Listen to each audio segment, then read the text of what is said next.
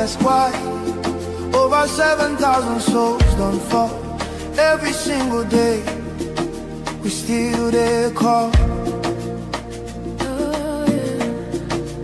Churches burning, hope fading fast. Since 2009, the pain don't last. 50,000, maybe more. Heaven they count every single soul. Children without home tonight, mothers praying through the night, fathers lost no strength to fight. Who goes stand for what is right? Oh, stand for love, stand for life. Be the answer in this time. You can have to wipe their tears, you can calm their fears. Give a hand, don't turn away. Be the light in darkest day. Every little you provide keeps a soul alive.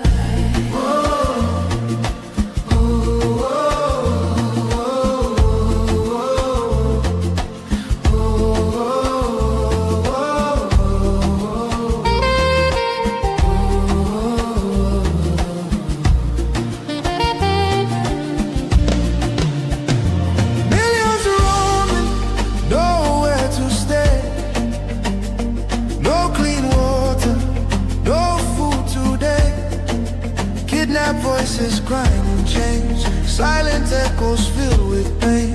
19,000 churches gone, but faith still rising, Holding on. in the ashes, hope remains.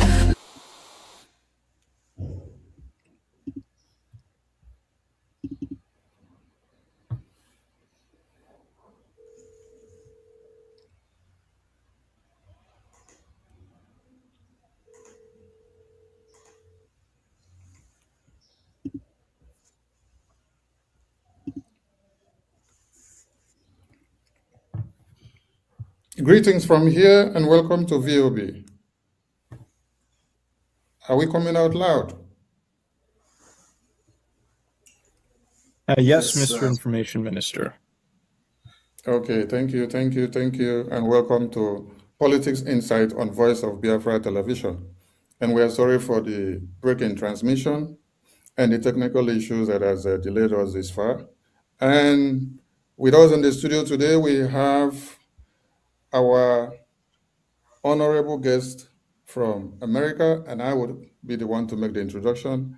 I will bring in the Prime Minister of the Biafra Republic Government in Exile, and he will take it over from here. Honorable Prime Minister, His Excellency Honorable Okechukwu Nkere, welcome to the show. The floor is yours, sir.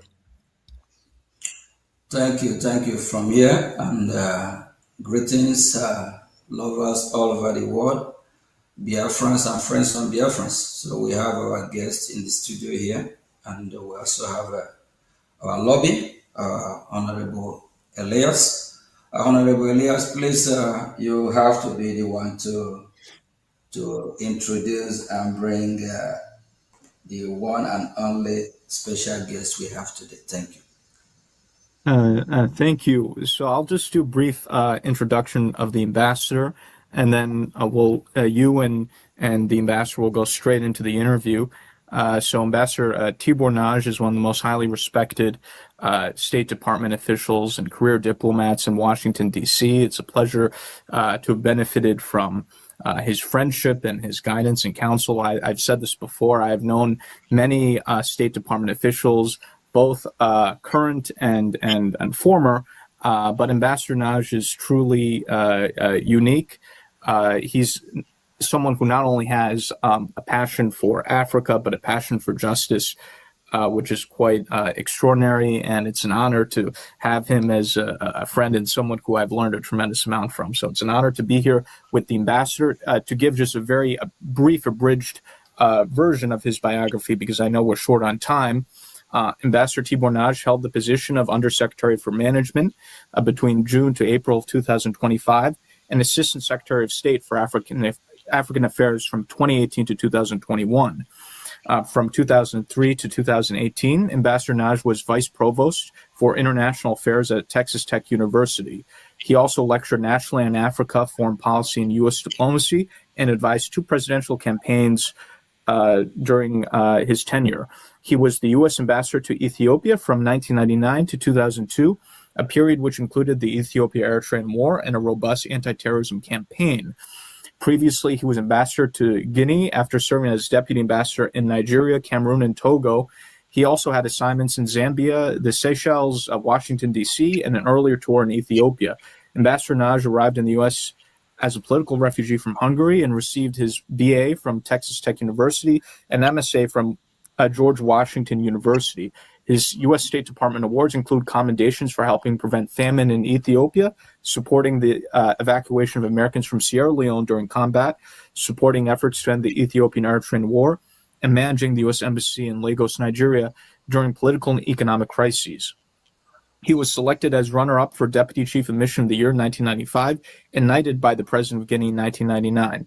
Ambassador Naj contributed periodic op-ed pieces and co-authored the nonfiction winner of the 2014 Paris Book Festival on managing difficult international environments, Kiss Your Latte Goodbye. So without further ado, I turn it over to Ambassador Naj and you, Mr. Prime Minister, who will be interviewing the ambassador. So thank you.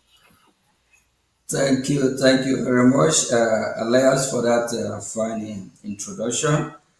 And Ambassador Nagy, welcome to Voice of Biafra. Let's go straight to the question. I know we have a lot of questions for you, and we appreciate your time.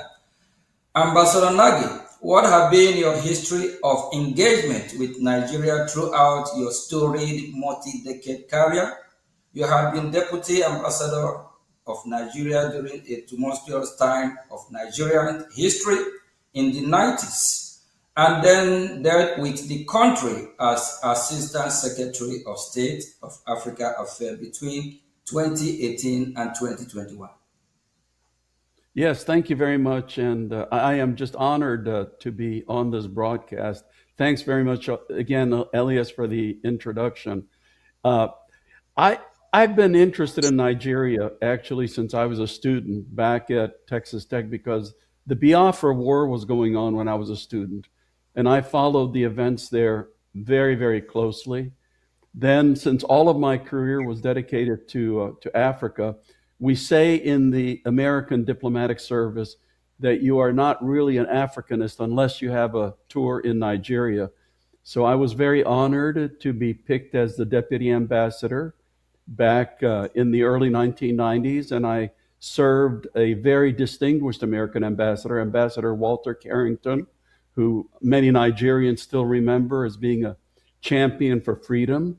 During my time in Nigeria, it was the military dictatorship, and because I got to know the country, I fell in love with the country and the people. I've been following Nigeria very closely ever since. It has broken my heart to see what such a country with incredible potential has suffered because of bad governance and other things. So for me, Nigeria is obviously one of the most critically important countries, not just in Africa, but frankly in the world. Thank you very much, Ambassador. Ambassador, why do you have a passion for justice for the people of Biafra, as well as similar groups such as Ambazoni? Yeah, that's also a great question, because I mentioned just a minute ago that I know the incredible potential that Nigeria has. And I also know, specific to Biafra, that it is the part of Nigeria that contains so many resources. It is actually the part of Nigeria that makes the country rich. And also, as I said, I've been following events in Biafra since I was a student. I saw the incredible suffering that the people endured during the Biafran War. And even now, I've been following closely how the people of Biafra do not get the share of resources. They do not get the investments. And the after effects of the Biafran War, which was more than 50 years ago, that there's still some after effects which the people are suffering from. So, like a couple of other places in Africa, it's tragic, and the people of Biafra deserve much better than what they're getting today.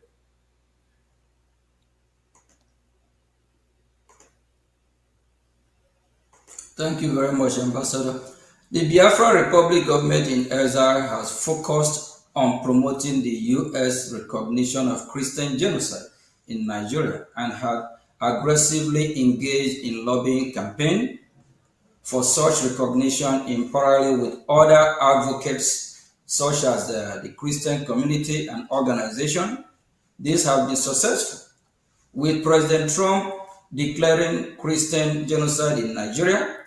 From our perspective, this allows for normalization on discussion of the concept of an independent Christian state in the form of Biafra.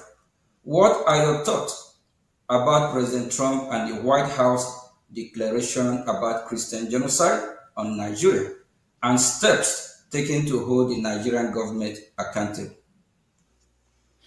Yeah, the whole issue of Christian suffering in Nigeria, as you know, has been quite controversial in the United States, has gone back and forth.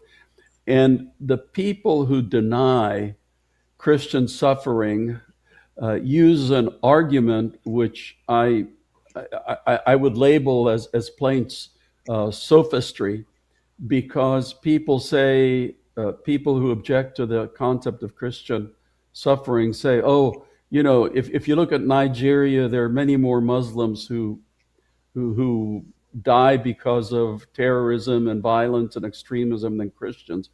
And what those people refuse to admit is that there are several consecutive crises going on in Nigeria at the same time.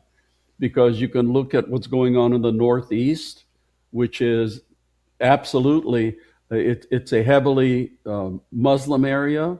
So the violence that's going on in the Northeast is between terrorist organizations and the Muslim population.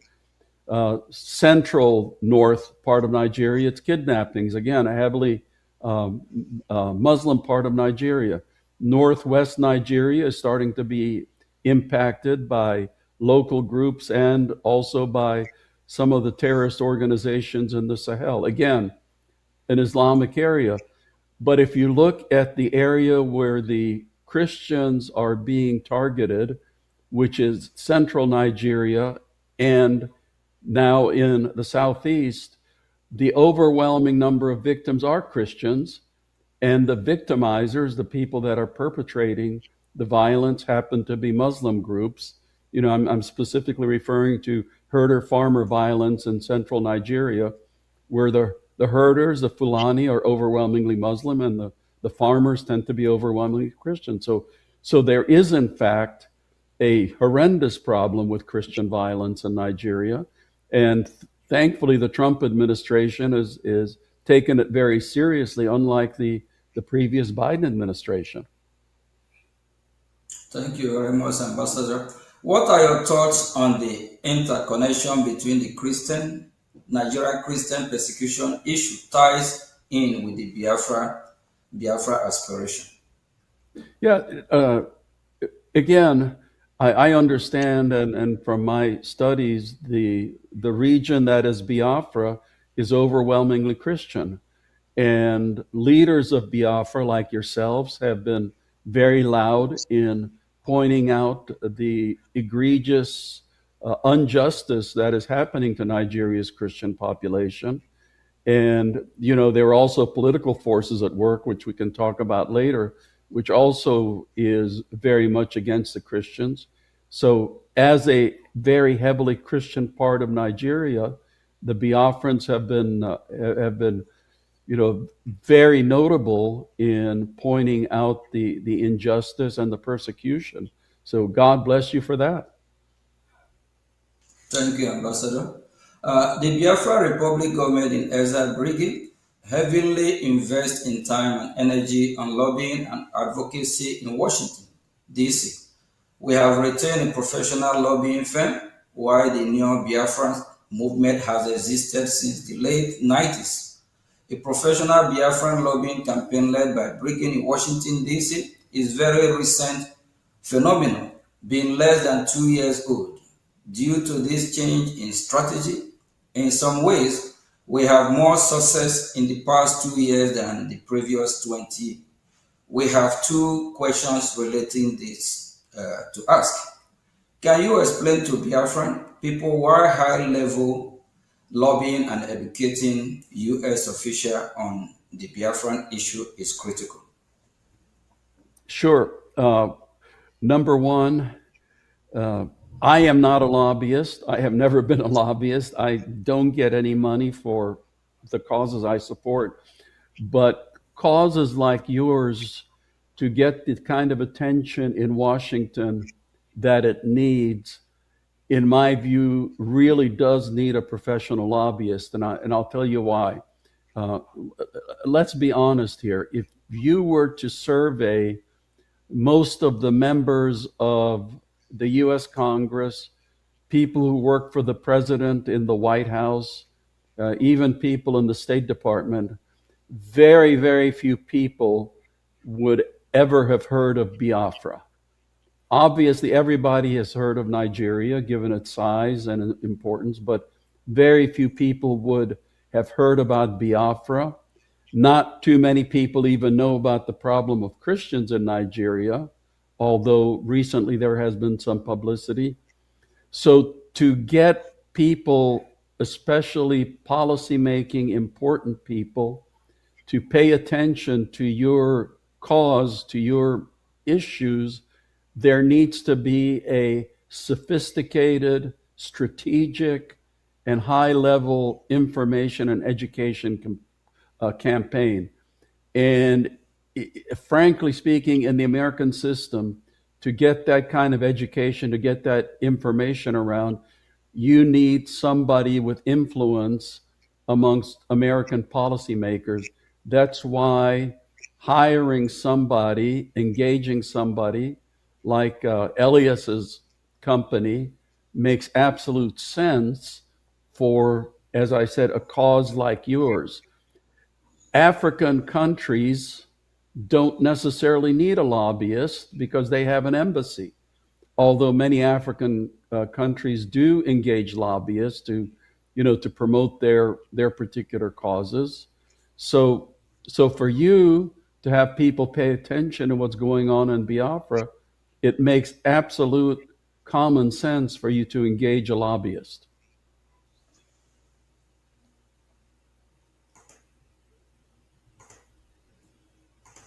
Thank you very much, Ambassador. In addition to the preliminary successes the Biafran lobby has had, where would you point to as lobbying successes, past or current, for groups similar to the Biafrans? Yeah, for groups such as yours, lobbying is really about the only way that they can get their cause into the attention of American policymakers. So I would point, in the past, liberation struggles, which were trying to get justice for their cause, the African National Congress, leading to the freedom in South Africa, the Sudan People's Liberation Movement. Now you have successful efforts. For example, Somaliland. Like you, Somaliland has gotten a lot of attention recently. Your friends across the border in Anglophone Cameroon, southern Cameroon, the Ambazonians, they're also trying to pursue their cause for justice. So again, these are the kind of causes that get the best efforts through engaging with a lobbyist in Washington. Thank you, Ambassador. So what you're saying is that what Biafra Republic government is doing is the right way to to get the attention of the U.S. government and the right way to also get our freedom. Correct? Absolutely. And again, it means engaging the right person, because unfortunately, as with anything, there are some people who are very effective at doing this, and there are other people who are not so effective at doing this. So it's essential for you to have engage somebody who knows the people in Congress, who knows the people in the White House, who knows who does what at the U.S. Department of State, uh, to make sure that your cause is promoted the way that you want to promote it. Thank you very much, and special thank you to our lobby, Elias, for being our voice in Washington. Thank you, Elias. The Biafra Republic government in exile has trans-action approach in engaging the U.S. government, making beneficial offers in the area of defense, security, and natural resources in exchange for U.S. political support, similar to what Somaliland is doing. What are your thoughts on this approach? Okay, so I am not now speaking for the U.S. government. That's very important to say. I am no longer working for the U.S. government. I've now retired 4 times, so currently I'm retired. But obviously, Biafra has incredible natural resources. Biafra has incredible human resources. So if you're offering that kind of a transactional deal, then in my view, that would be looked at positively, from especially people in the Trump administration, because as you mentioned, President Trump has been a very transactional president. Uh, he's not looking for, long-term this or long-term that. He's looking for what is the interest of the United States of America. And as Secretary of State Marco Rubio himself says, whenever the United States engages overseas, it should meet one of 3 qualifications. Does it make America more secure? Does it make America stronger? Does it make America more prosperous? So what you are wanting to offer obviously would meet, I think, all 3 of those criteria. Yeah, thank you, Ambassador. But Ambassador, we believe that your voice matters. You might be retired, but you still ambassador, and we believe that U.S. government still listening to you. Thank you very much. As a follow-up for the previous question, Biafra Republic government in exile, which is Brigade, I think you already answered that question. So let me just go on. And for years, the Nigerian government has used terrorism in the country as an excuse to ask for arms sale to Nigeria. Instead of using the weapon to fight Boko Haram, either the Nigerian government will use the weapon to engage in military action against Biafra, or provide those weapons to so-called reintegrate terrorists. Now, there is a shift towards direct U.S. counter-terrorism action in Nigeria, perhaps reflecting concern about the Nigerian military intention. So the question goes, what are your thoughts regarding arms sale to Nigeria? Should they block, or at least condition attached the U.S. arm cannot be used against Biafrans and the Christian population? Yes, so let's look at today's world. The truth is that any country or even movement with the funds is able to get weapons. We've seen that around, whether it's good guys or bad guys. So the Nigerian military is going to get weapons. So I would be very much in favor of very strict conditionality on any U.S. arms sales to Nigeria. When I was Assistant Secretary of State for Africa, we saw the same thing with Cameroon, because we were providing Cameroon military assistance to fight against the Islamic extremists in the far north of Cameroon. But it turned out that some of that was being used against the Ambazonia movement. So at that time, the United States cut back on some of the military assistance to Cameroon.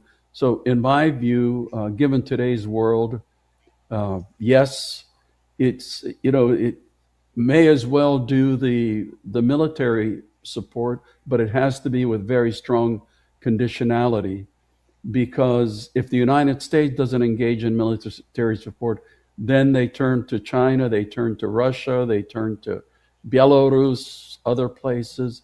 But conditionality is extremely important.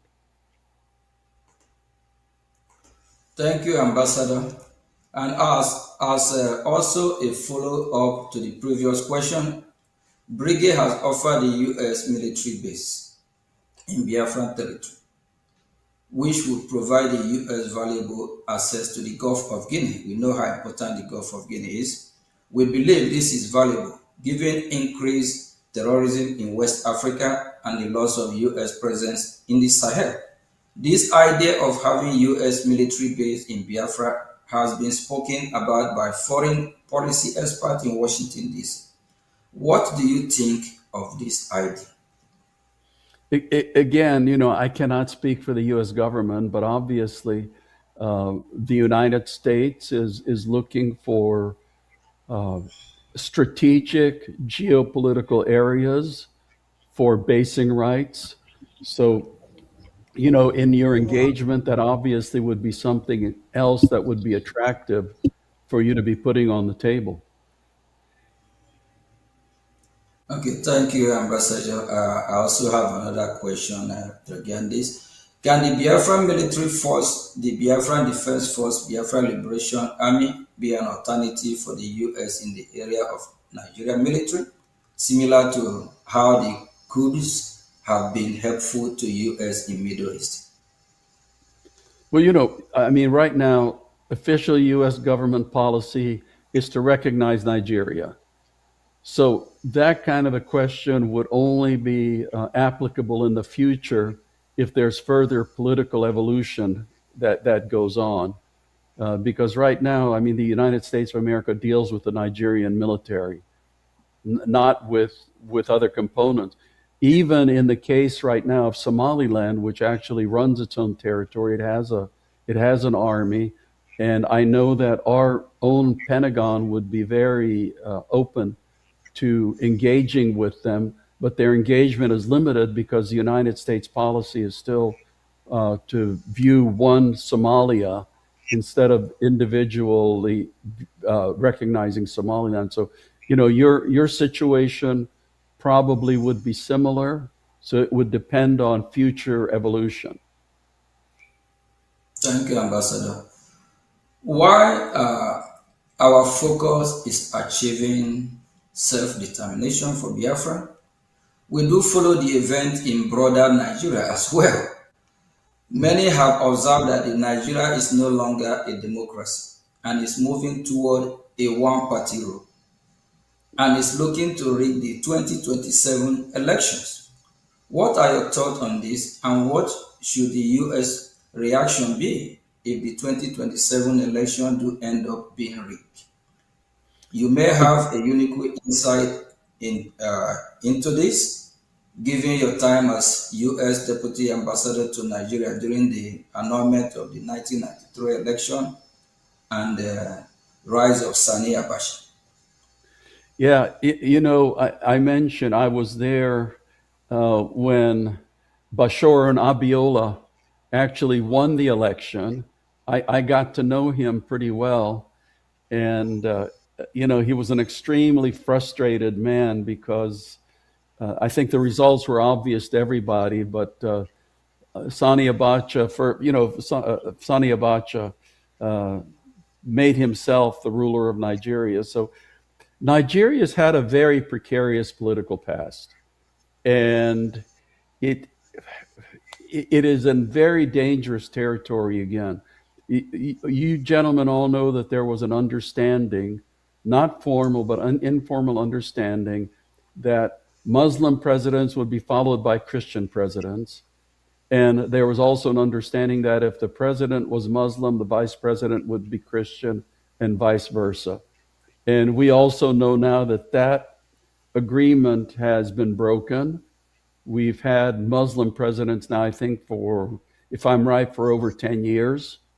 So the political situation is precarious. There have been some fairly influential people recently, including some of your human rights champions, who have cautioned that if people don't look out, then the country's on its way to the same road that unfortunately we have seen in some other African countries of it becoming a single party state.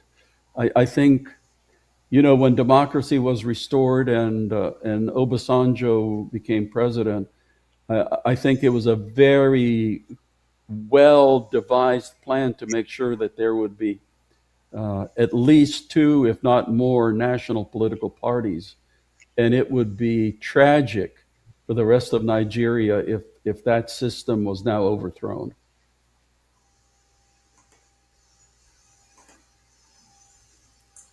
Thank you, Ambassador. Would a turn of Nigeria to one party rule also provide even greater reason and justification for Biafra aspirations? Well, that's obviously up to the people of Biafra and the people of Nigeria. That's not the kind of decision that anybody outside can make for you. But that's definitely something that I'm sure that your leaders would put into the equation, because I understand that the whole thrust for what you're wanting to achieve is coming because the people feel marginalized. They feel like second-class citizens. They feel like they have not been getting their share of the national treasures, even though they are providing much more than their share to the nation. So, that's the kind of frustration that leads people to look around and say, there must be a better way to do this. Thank you, Ambassador. I know because of time, we still have a few more minutes left. From our conversation in Washington, D.C., U.S. officials are open to exploring possibility with us, which by their own admission, they will not have even considered just one or two of these years ago. We suspect that this is not only due to our education campaign, but also U.S. dissatisfaction with the Nigerian government. What are your thoughts on the performance of the Nigerian government, as well as how we can keep pushing the envelope forward? You are absolutely right. It's almost like a demand and a supply factor, because on the one hand, you have American policymakers who have become extremely disappointed in Nigeria. The victimization of Christians has been probably the most dramatic recent issue which has popped up, which American politicians and policymakers of all parties are looking at and saying, this is absolutely wrong. But as we all know, sitting here, that Nigeria is undergoing a series of extremely difficult and very serious crises. Most countries, any one of which would be existential, but somehow, you have to say the Nigerian people are extremely tough, because they always get through these crises one after the other.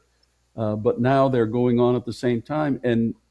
And with all of the crises going on, with all of the disappointment in Nigeria, all of a sudden you have your group, which is stepping forward, which is educating people and informing people about this solution that might be right in front of their eyes if they were to follow it, or if they were to support it.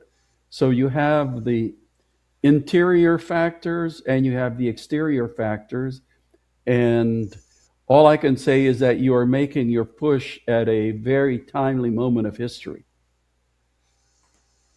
Thank you very much, Ambassador. And we always are going to be grateful for somebody like you with your voice, and also our lobby here, Elias. We have already pushed a lot in Washington D.C. A lot have happened. A lot of education meeting after meeting, just like throughout last week. Even we travel far and wide, all the way to even Florida. So it's just a lot. And the people of Nigeria, those that identify themselves as Nigeria, are crying. They are tired.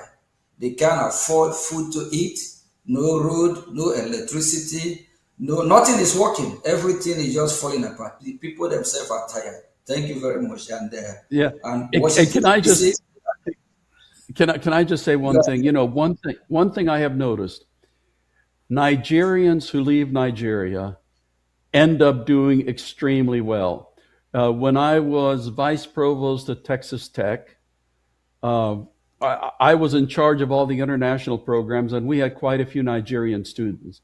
So among the international student groups, the top grades were received by the Chinese students, but the second group were the Nigerian students. And most of them were in engineering or business. And I've always said, when Nigerians do so well outside of Nigeria, why in the world cannot it be one of the greatest countries on earth? Nigerians should be able to do just as well inside Nigeria as they do outside of Nigeria. And unfortunately, what has been stopping them has been the government. yeah, you're absolutely right on that. Just because of the foundation of Nigeria, is built on faulty foundation. The division is just too much. That brought me to a former president called Goodluck Jonathan. Goodluck Jonathan quote from former president before him, like Nnamdi Azikiwe, Tafawa Balewa, and other before him, that they said that Nigeria, that the British government is trying to make it work, but the people are not making it work because the people are different.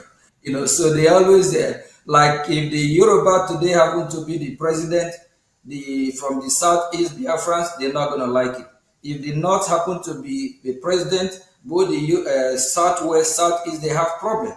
Then if it just don't just work. So I think the best thing is ours to go our separate way, and that's where it's heading to. Thank God that US is doing what they're supposed to do as leader of the free world now, and I'm so happy because going to Washington for the past 2 years, Elias have really taken me on a journey. We have a lot of meet a lot of US. Actually, we have met with you, I believe, 3 or 4 times too. So, and what we hear coming from Washington, they are now beginning to shift, move from how they think about Nigeria before, because now they find out it's not going to work. Thank you very much, Ambassador.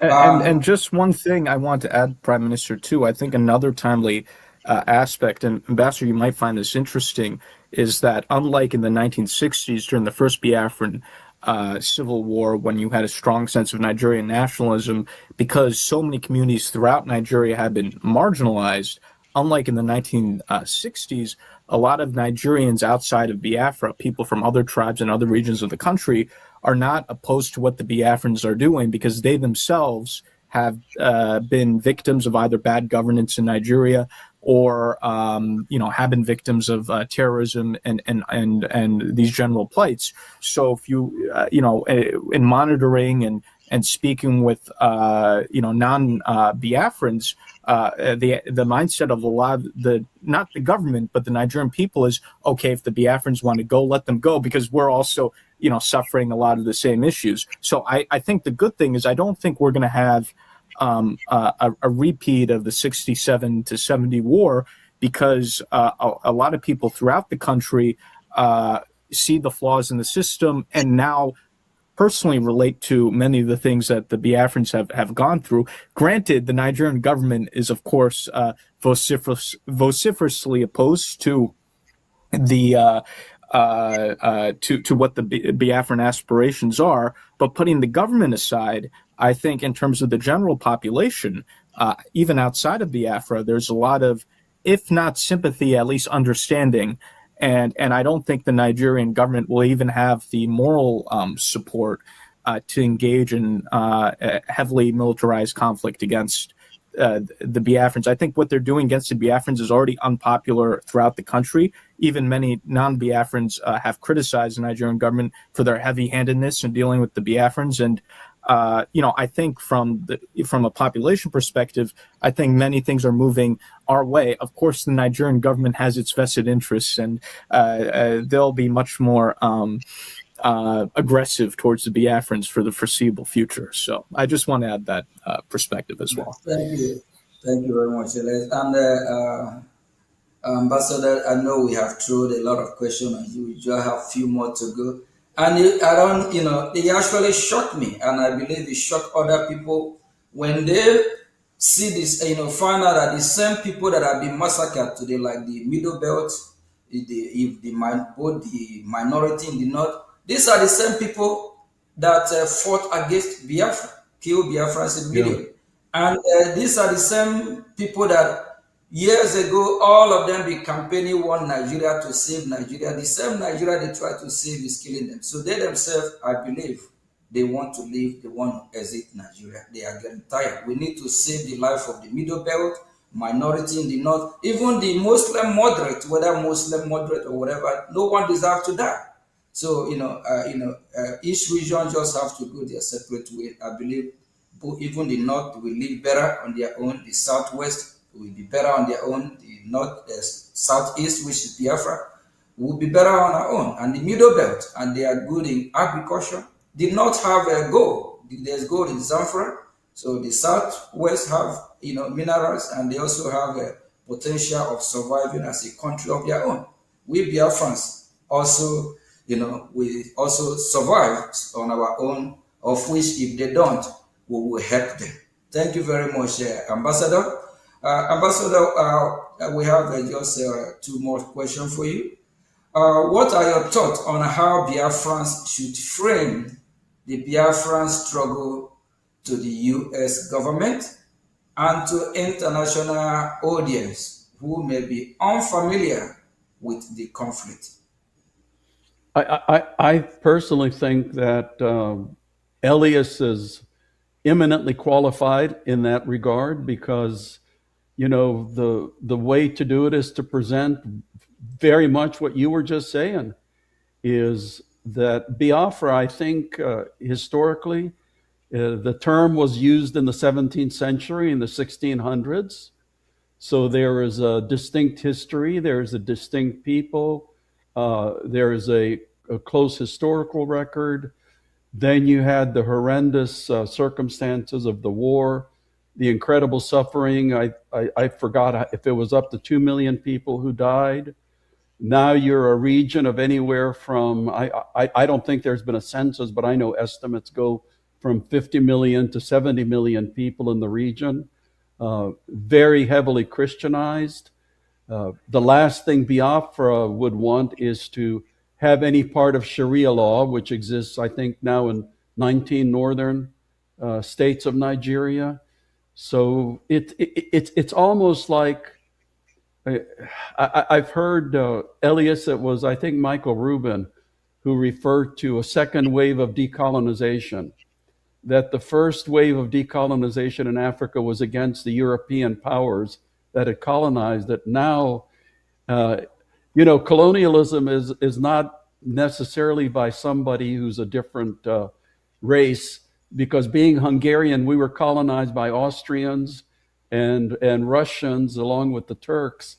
So it can be that, in today's Africa, that some people see themselves being colonized by a fellow African ethnic group, and those forces are steering very quickly. So, information, education, the truth about what's going on, the truth that has gone on, and the kind of future that you want. I have never, said it has to be independence. My own campaign has always been for justice and equality and fairness for all of the people, and that's what I absolutely believe in, and that's the points that you should be making. Thank you Thank you, very much. Ambassador. Thank you Thank you so very much. much, Ambassador. And that justice, that's where we are. Because when you mention of Sharia law, we are Christians, 100% Christians. From that, we Biafrans, that's who we are as Christians. Sharia law is a no go for Biafran people. And these Islamic jihadist terrorists, with their own ideology, they said we must be converted to Islam, of which they want to Islamize us. So automatically, the division is there. It's just we need justice because it's not going to work, and justice have to play its own role, its own part here.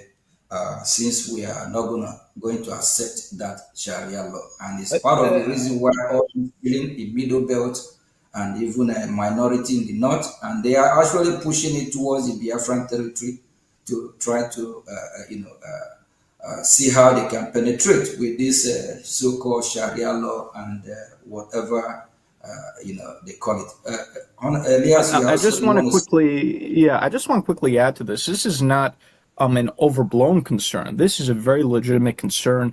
Senator Ted Cruz, for example, has introduced legislation addressing this issue of the spread of Sharia law in Nigeria. It's throughout the North, but what people are less aware of is that the radical Islamic politicians in Nigeria are trying to bring it into the Middle Belt and even into the South. So, for example, in some parts of the Southwest, what we call the Yoruba traditional territory, they're now discussing in some states the introduction of Sharia law, which is very it's not native at all because Ambassador, as you know, the Yorubas, they're a mixture of Christian and Muslim. They tend to be very moderate. Sharia law is really not indigenous to those people at all. And even with the Biafrans, Sharia law has not yet been introduced, but now the Nigerian government, for example, we've noticed propaganda recently talking about this concept of Igbo Muslims, which is very strange. And we see this as the beginning of what they're already trying to do in the Southwest, of trying to now push Sharia law into the Southwest. So they're slowly bringing Sharia from the North into the Middle Belt and even in the South now, or parts of the South. And if they continue to do that, I do think there's going to be significant unrest in Nigeria, not just in Biafra, but throughout other parts of Nigeria, if they try to impose Sharia on Christian or moderate Muslim populations. Yeah. And I think this is something the U.S. government has to be engaged on. Yeah.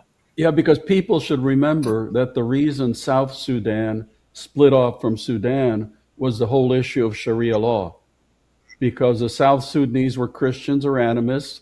Like me, they like drinking their beer, and when the extremists tried to implement Sharia law, that really added to the desire for separation and freedom.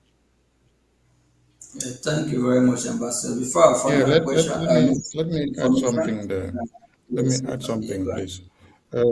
Ambassador, do you think with the Nigerian Constitution of 1999 having the Sharia law since then down to this time, with the numbers of massacre of babies, women, and children that have gone so up to this very point, which also necessitated Senator Ted Cruz Accountability Act legislation invoked.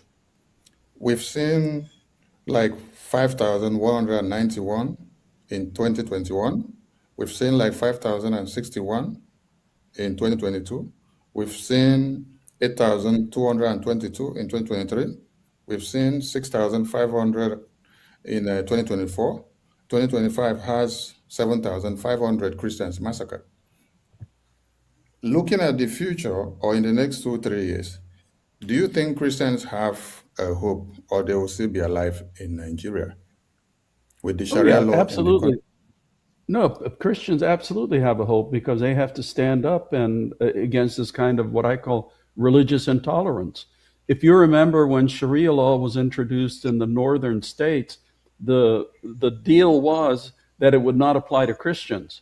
So when Ramadan came along, Christians were supposed to be able to continue their meals. Christians were supposed to be able to continue buying traditional beer and things like that, but that's not how it turned out.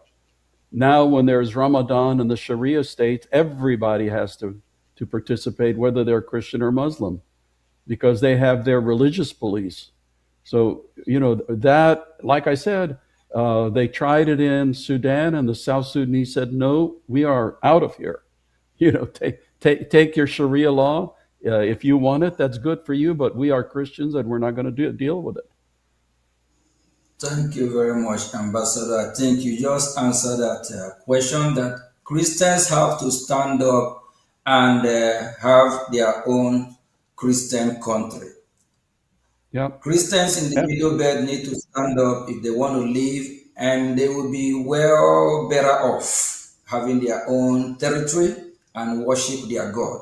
Then those that want to worship Sharia, they can go and have their Sharia. Thank you very much, Ambassador. Finally, what message would you like to send to the Biafran people and supporters around the world regarding international advocacy and the path forward? My message is that the people of Biafra have the same rights to justice and equality and dignity as anybody else, and it's for them to decide how they want it and to struggle for it. Thank you very much. Thank you, Ambassador. Thank you for being part of this program today. And I know that Biafrans and the lovers of freedom around the world will be very happy to see you on VOB, Voice of Biafra. And Minister of Information, what do you have to say to our wonderful ambassador here, being in our show? I want to say a very big thank you to our wonderful ambassador, who has been the friend of the Biafran people, the friend of the Christians, and the friend of everyone that do not carry machete to cut off heads of babies, women, and children in their communities. And that brings me to the conclusive question to our ambassador as he showers us the grace. Nigeria pays terrorists and reintegrate them into their military formations. Some people may be asking, if Nigeria wants to emulate America, where are they copying this kind of habit from? Is it okay for Nigerian government to pay terrorists and reintegrate them into the military formations? When I went through some documentaries the last time, they said they are trying to use the terrorists by reintegrating them into their military formations to go after another terrorist. And these are the same terrorists that ruined their plan before they go out to attack the other terrorists. What do you have to say about this? Because I would have loved to hear if America is reintegrating the ISIS or the Al Qaeda into the U.S. Department of War. Thank you, sir. So do you turn the hyena into a guinea fowl by bringing the hyena into the guinea fowl house? I don't think so. Ambassador, what is that not the same playbook of Afghanistan by Taliban, right? Yeah, no. Anyway, listen, thanks so much for having me, and God bless you, and God bless your struggle. Thank you very much. Thank you. Thank you. Thank you. Bye-bye. Thank you very much for having you. Thank you. Thank you. Okay, Biafrans, we just, is this not wonderful? Having somebody like Ambassador Tibunage, is that not wonderful? And on the 4th of May, 9 a.m. Eastern Time, 2 p.m. Biafran time, we'll be having a Marco Rubin on our show. So please tune in as well. And, Marco Rubin is someone who we're really familiar with. And, he advocates for freedom of religion. He also advocates for freedom for oppressed one. So it's somebody that you will want to hear from him. Before we conclude, Honorable Minister of Information, I think you can take it from here. We have few, still have very few time. Then Elias, I think Elias, you go first before Minister of Information. He's the information minister, so he can wrap it up, and he will be the one to say we should stay or continue because we are here in his territory. Thank you very much. Well, thank you, my honorable ministers. This was indeed a very historic and enlightening interview with Ambassador Tibor Naj, who's a very storied diplomat here in Washington, D.C., who's played a critical role on U.S. policy in Africa. This was indeed an extremely historic interview, and I'm very proud of both of you and appreciative to the ambassador for his generosity in participating in this program. Thank you very much. Minister of Information. Thank you so much. I don't know how to express my appreciation because every day we are making it work and we are making it better. I want to appreciate Honorable Elias for your good work for Biafra, and also our Honorable PM for doing what God has ordained you to do, because the tempo is getting high. So if ambassadors of America are telling you that reintegrating a terrorist into your military formation is a no-no idea, then it means Nigeria got this recommendation from a madman. Because it's only when you have some kind of recommendation from a madman that you will be tilting your head downward, and that will land you in the lagoon. And Nigeria has landed in the lagoon because that is what we are seeing today. Their military formations are overrun on a daily basis. And there is no day you sleep and wake up without hearing that babies, women, and children have been slaughtered, communities invaded. And the worst has happened that field marshals, generals, and commanders of the Nigerian military formations are taken down daily by the notorious Boko Haram terrorists. The list goes on and on. But like we said, Biafrans have hope because we have created the space for that. And Biafra Republic government in exile has done it. So I appreciate all Biafrans. Please key in to our next upcoming Politics Insight. It was good having our lobbies in the show and having our PM and having Ambassador Tibor Naj. Thank you all from here. It is Voice of Biafra Television. Bye for now. Thank you very much. Thank you.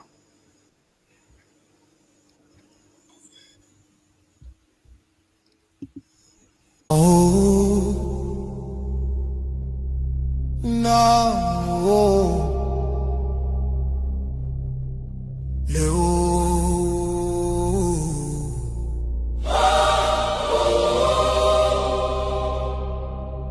From every village, every city, from homeland to diaspora, hope is rising again.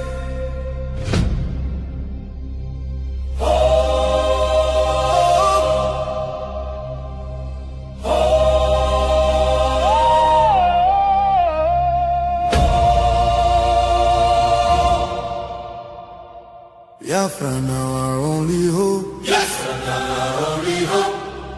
Hope for today, hope for tomorrow. No more pain, no more sorrow.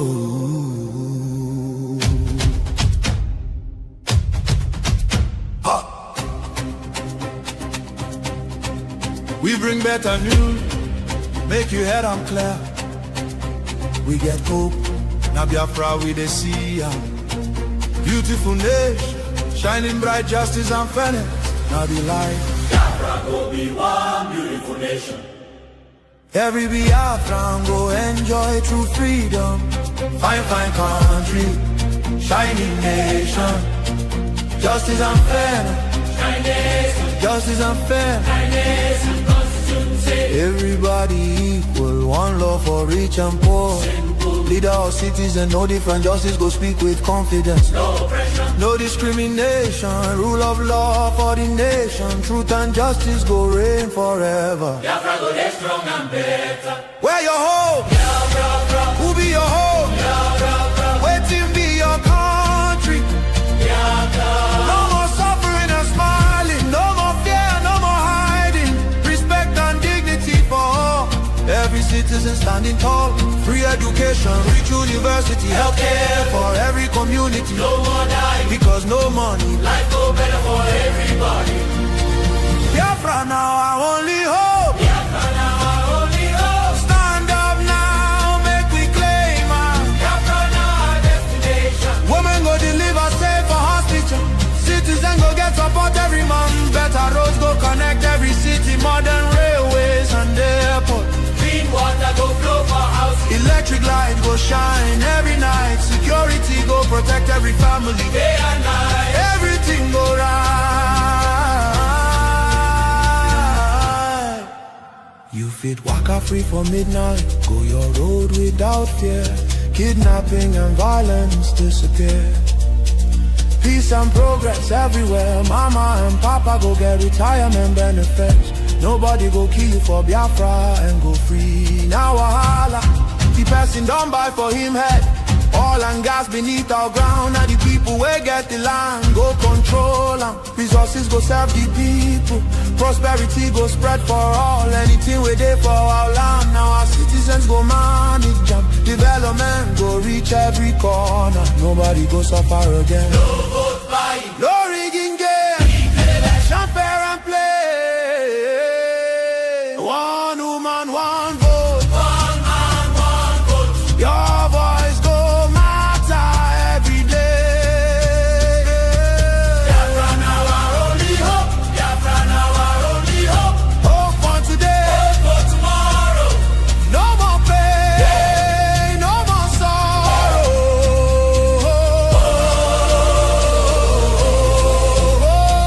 Biafra now our only hope. Biafra now our only hope. Hope for today. Hope for Hope for tomorrow. No more pain, no more sorrow. Biafra. our home. Our country, Our future. our future. Biafra now our only hope.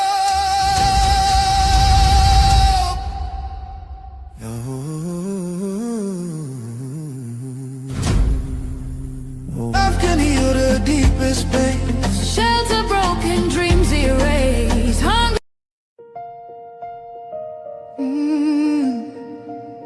Can you hear the cry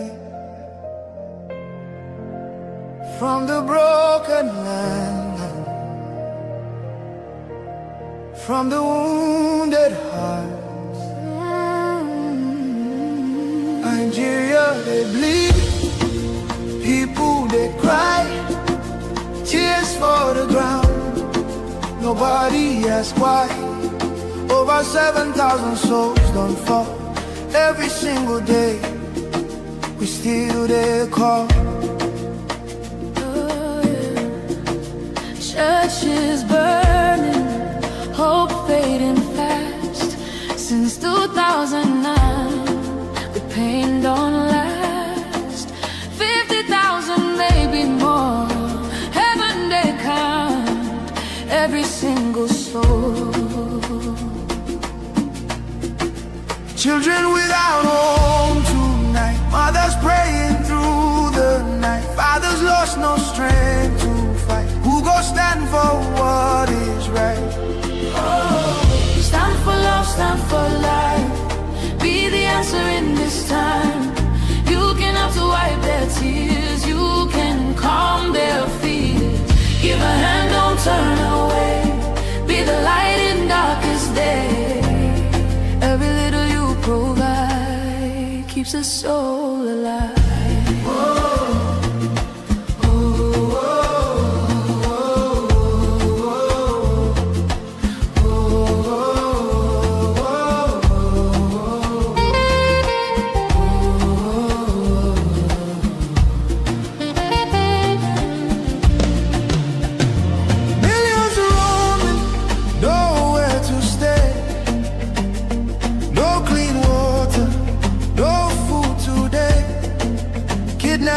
voices crying in chains, silent echoes filled with pain. 19,000 churches gone,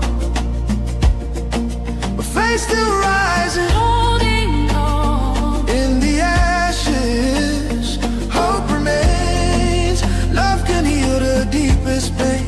Shelter broken, dreams erased. Hungry hearts we can embrace. Let compassion take its place. Now's the time to show His grace. Stand for love, stand for life. Be the answer in this time. You can help to wipe their tears. You can calm their fears. Give a hand, don't turn away. Be the light in darkest day. Every little you provide keeps a soul alive. Food, water, shelter, hope. You can be the miracle they pray for. You can change a life today. No matter how small it seems, your love can rebuild their dreams. Together we can make a way. Keeps us all alive.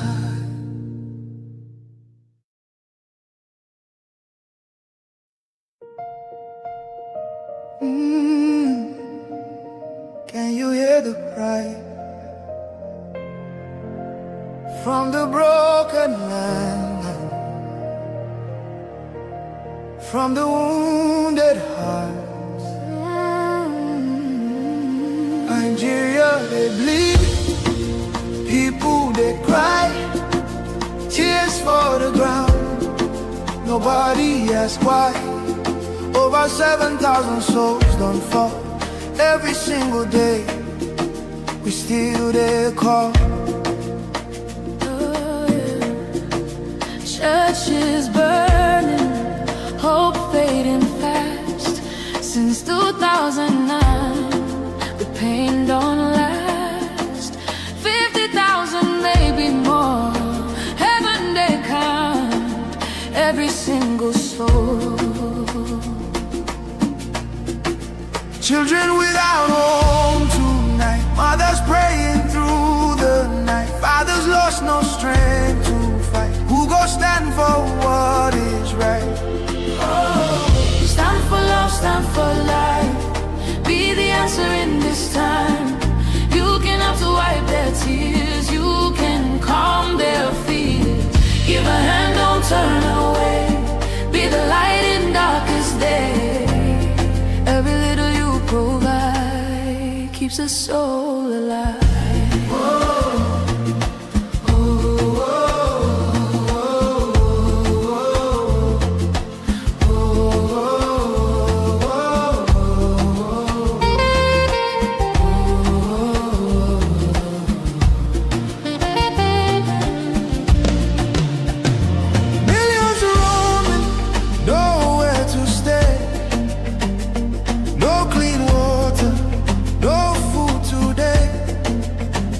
Voices crying in chains, silent echoes filled with pain. 19,000 churches gone, but faith still rising, Holding on. in the ashes, hope remains. Love can heal the deepest pain. Shelter broken, dreams erased. Hungry hearts we can embrace. Let compassion take its place. Now's the time to show His grace. Stand for love, stand for life. Be the answer in this time. You can help to wipe their tears. You can calm their fears. Give a hand, don't turn away. Be the light in darkest day. Every little you provide keeps a soul alive. Food, water, shelter, hope. You can be the miracle they pray for. You can change a life today. No matter how small this Your love can rebuild their dreams. Together we can make a way. Keeps us all alive.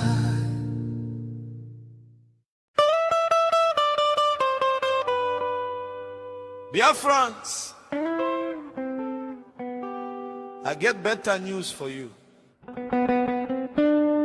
Make we hear the news. The news be say, We get hope, yes, so we get hope.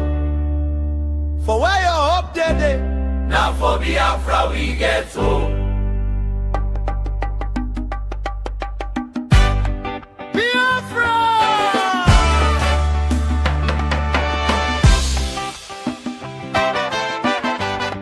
Biafra!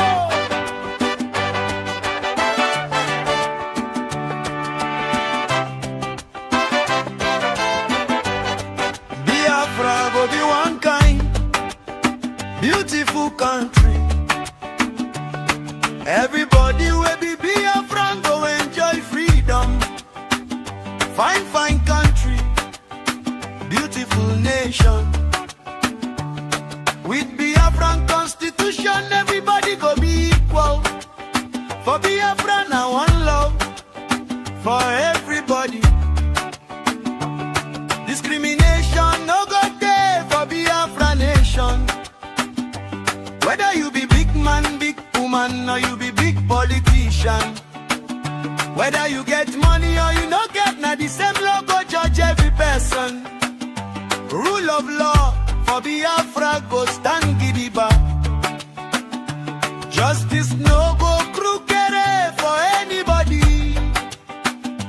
No mago for Biafra law courts. Nobody fit play with your right. Nobody go treat you like nobody. No more suffering and smiling. No more fear of Fulani jihadists. For Biafra, your life go get meaning. Or tomorrow go they shine. Biafra now our only hope. Biafra now our only hope. Biafra now our only hope. Hope for today, hope for tomorrow.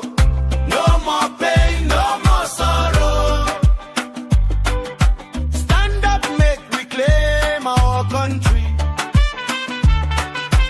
Biafra now our only hope. Now Biafra be our own country.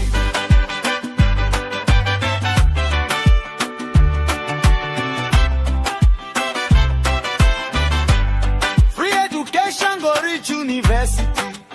No child go miss school because of money. Free medical service go there for community. People no go die again because say you no fit pay hospital bill. Women go born for hospital free of charge. Senior citizens go they get money every month. Biafra government go help you build your house. Better life no go be them say, them say. Good road go cover everywhere. Other transport for land, for rail and for air go there.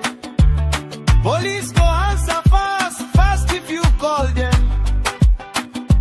Ambulance go reach you once you call them.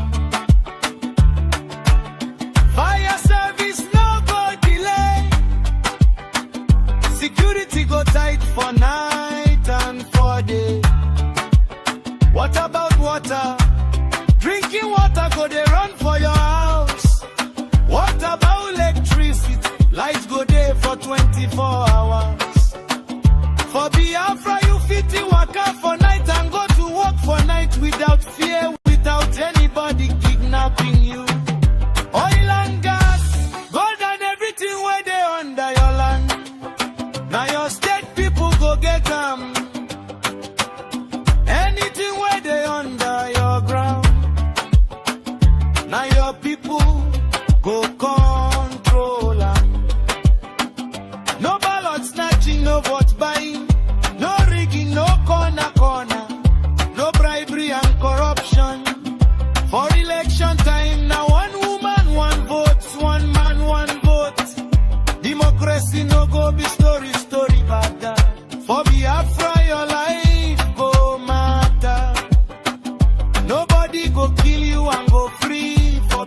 Biafra.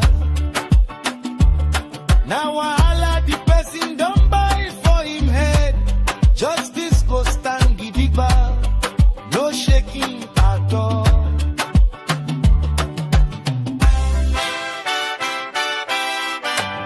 Listen well, Biafrans everywhere. Biafrans, I say, oh, yeah. Biafra, Biafra, Republic in exile, under the leadership of Prime Minister, His Excellency Ogechukwu Nkere. Don't talk and say, okay. Biafra government no go gree. Make jihadist terrorists come to Biafra land.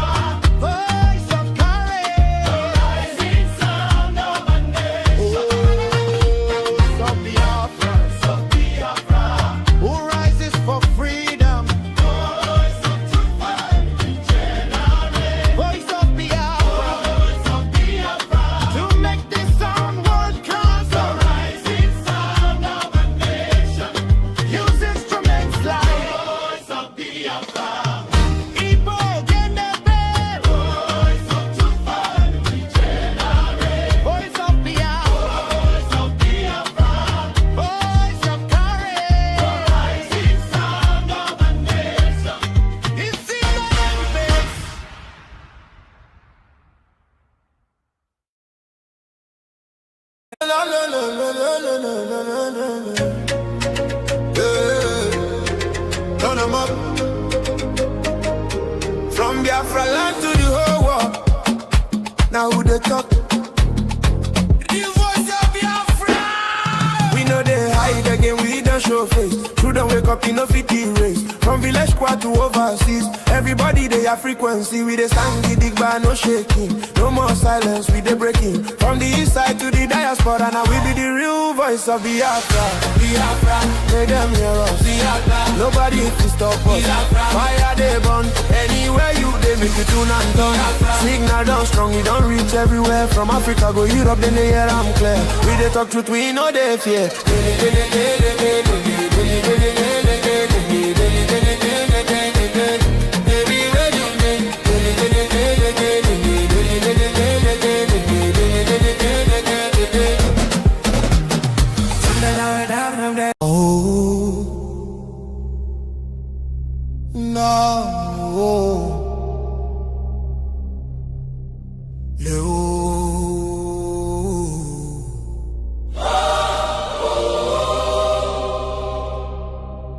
From every village,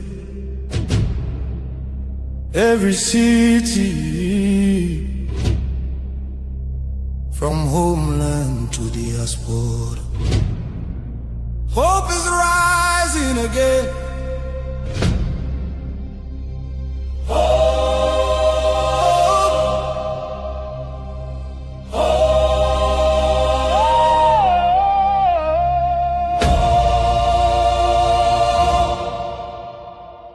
Biafra now our only hope. Yes, now our only hope. Hope for today, hope for tomorrow. No more pain, no more sorrow.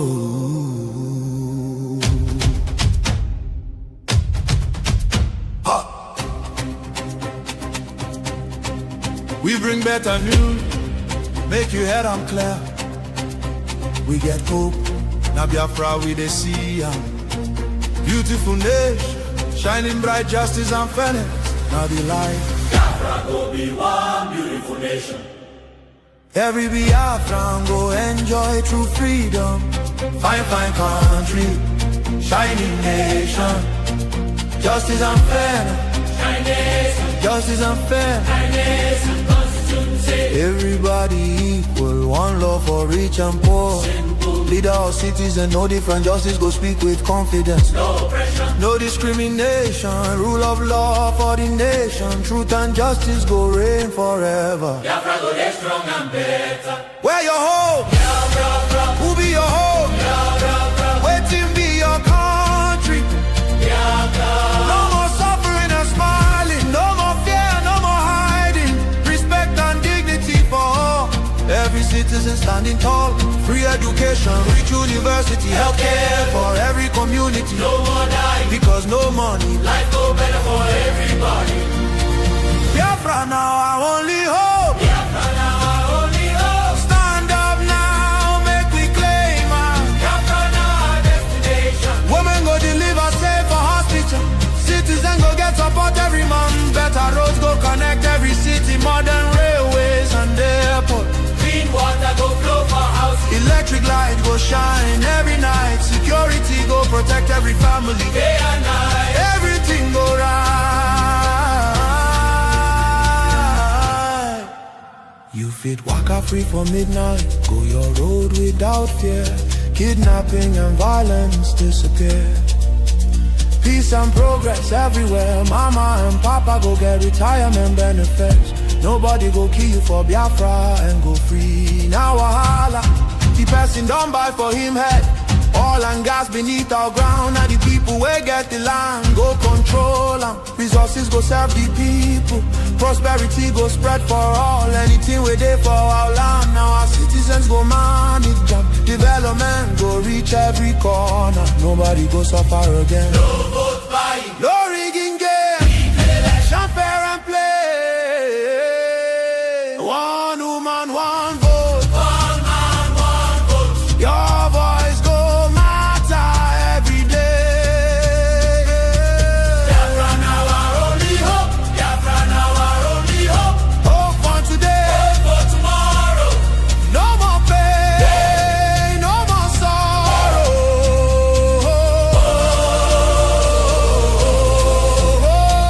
Biafra now our only hope. Biafra now our only hope. Hope for today. Hope for Hope for tomorrow. No more pain, no more sorrow. Biafra.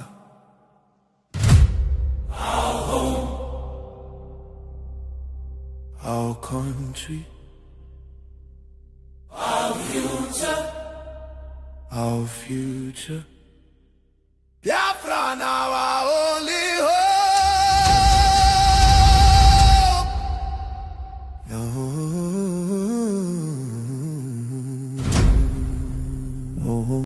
More Christians are killed for their faith in Nigeria than anywhere else in the world.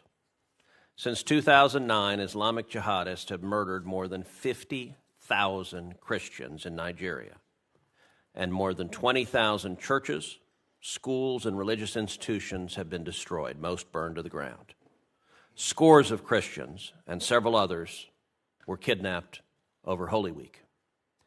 Nigerian officials have been, unfortunately, complicit in facilitating these atrocities. At the state level, a dozen Nigerian states implement Islamist blasphemy and Sharia laws. At the federal level, the government looks the other way at Islamist violence.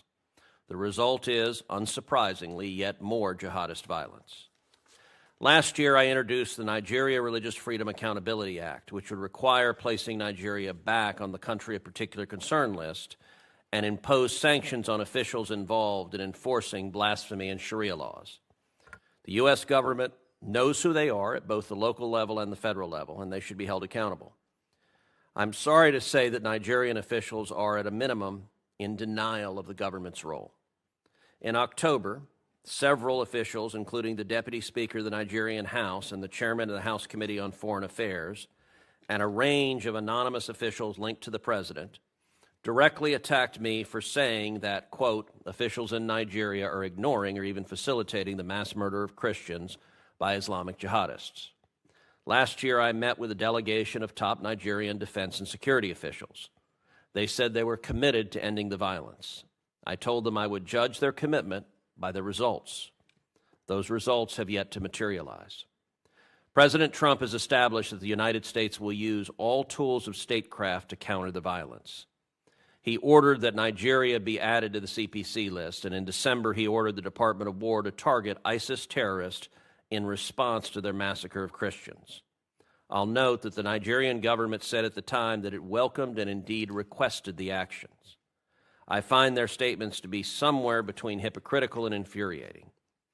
In December, the president said that jihadists had been targeting Christians in Nigeria, quote, at levels not seen for many years and even centuries. What does the situation look like now, several months later, and what can and should the United States do to stop the mass murder of Christians?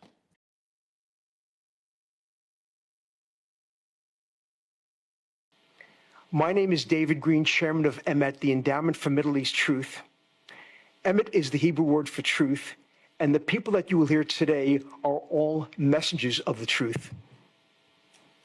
We have convened this forum in cooperation with the International Committee on Nigeria to focus on the ongoing existential crisis for Nigerian Christians at the hands of jihadist groups like Boko Haram and the Islamic State, West African Province, among other ISIS-affiliated groups.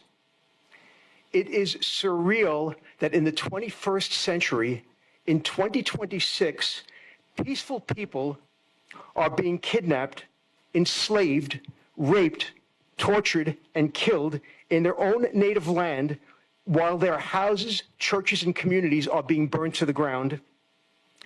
It's estimated that 20,000 Christian churches have been burned in Nigeria since 2009. Nigeria is the most dangerous country on earth to be a Christian. The perpetrators, jihadists, are the personification of evil. They are bigoted, psychopathic killers. They are not peaceful religious missionaries. What is perhaps most disturbing is the relative silence and inaction of the international community in the face of this evil. Western European nations and their elected officials have averted their eyes and done nothing of consequence. International bodies, most conspicuously the United Nations, have done nothing of consequence. Daily horrors mostly go unreported in mainstream media outlets. The silence sends a dangerous message that such atrocities can continue without consequence. That's why the leadership in this room is so important, because meaningful change begins with those willing to step forward. Hineni is a profound word in Hebrew. It's found in Hebrew scripture and translated as, "Here I am." Unqualified readiness to address the task ahead. It was the response given by Abraham, Moses, Samuel, Isaiah, and many other prophets when God called upon them to perform a vital mission. We at Emet and Icon, and I hope all of you here today, are saying Hineni when called to come to the aid of Nigerian Christians and all beleaguered minorities who are under threat from genocidal jihadists throughout Africa and the Middle East. Emet became engaged in this effort through our partnership with Stephen Inada and the International Committee on Nigeria, whose leadership and advocacy have been instrumental in bringing these realities to the forefront. We are proud to stand alongside them in this effort. I am grateful to the enthusiastic response that we received from our speakers today, especially those who have traveled great distances to be with us. You will hear from activists, scholars, faith leaders, and members of Congress who are directing U.S. policy to stop the pogroms in Nigeria. And most compelling, we will hear a personal testimony directly from someone who has been a victim of this jihadist kidnapping and assault and who has witnessed firsthand and experienced these events.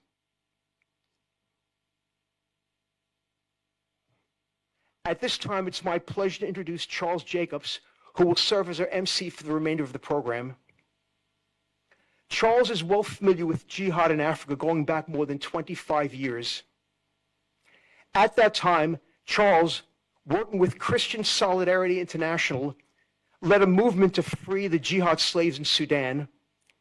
Did you hear what I said? Africans are being enslaved in Sudan, throughout Africa. Shocking. Charles flew into a war zone several times to witness and document the liberation of the slaves. For this, he was presented with the Boston Freedom Award by Coretta Scott King. At that time, his partners in Congress were Representatives Chris Smith and Frank Wolf, who will be with us here today and have spent their lives helping Africans against jihadists. Charles heads the African-Israel Alliance. He's been widely published in the New York Times, Wall Street Journal, Boston Globe, and more. Ladies and gentlemen, Charles Jacobs. Thank you, David. You're here for an incredible program. You know what we have here today? We have the three top lawmakers who are doing anything and everything they can about stopping the jihad in Nigeria. Believe it or not, today you're going to hear from Frank Wolf, Chris Smith, and Ted Cruz. It's a hat trick. That's like Tinkers to Evers to Chance, if you know baseball. So my daughter called me from Tel Aviv on October 7th, 2023, and she told me what had happened, and I knew immediately what that was because I'd seen it in Sudan. I interviewed survivors of jihad raids there. These were girls who were raped. Same MO. They stormed the village, Allah Akbar, slit the throats of the innocent. They burn people alive. They steal the women and children and make them sex slaves. Jihad is jihad. And then I already had met Stephen Anata, and we formed the African Jewish Alliance. It's my honor to introduce Stephen, who's the president of ICON, International Conference on Nigeria, which is the co-sponsor of this event. Stephen has devoted his life to the people of Nigeria. Under his leadership, ICON has become one of the most authoritative voices in the world documenting the persecution of Nigeria's Christians. No one has done more to make the cries of Nigeria's persecuted Christians than he has. Stephen Anata.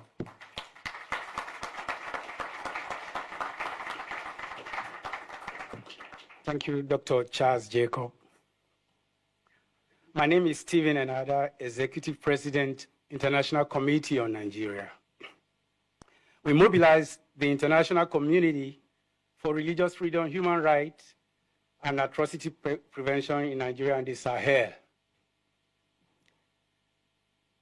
Members of Congress, officials of the State Department, honored guests, ladies and gentlemen. This is an important moment for us to be present and gathered in this room. Nigeria is 5 minutes to midnight. A 10 alarm fire.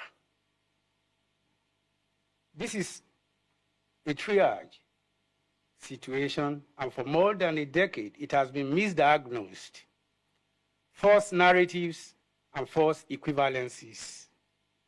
Framing genocide as climate change, farmer-herder conflict, terrorism as communal violence, and sexual slavery as isolated criminality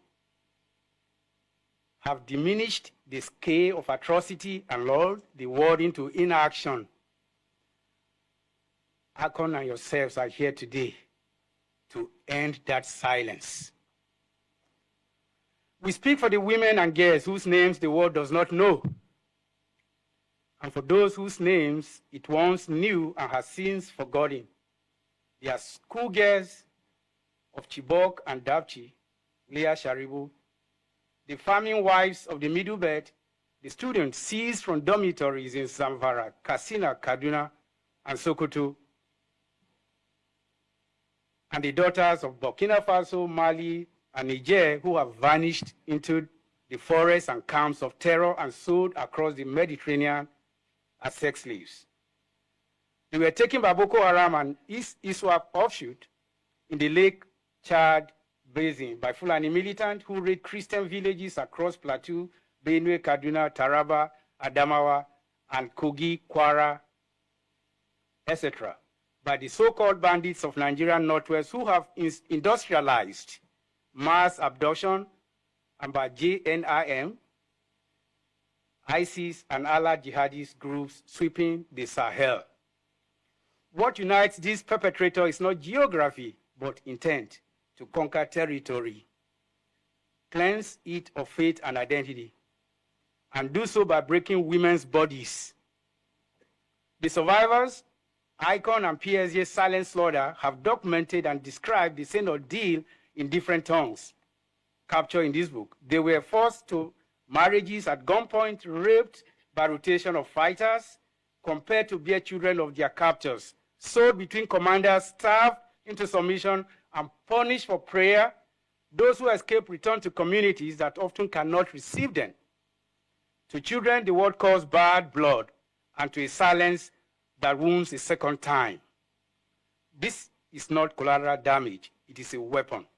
Deliberate strategy deployed as an instrument of genocide against Christian and minority communities and as a tool of terror against who resist. It meets by every measure in international law the threshold of crimes against humanity. ICON urges the United States and the international community to act on forefront. Rescue those still held. Thousands of women and girls remain in captivity. We call for coordinated intelligence, diplomatic pressure, and operational support to secure their release. Expose and name the perpetrator with the tools of Global Magnitsky Act. Fund survivor rehabilitation.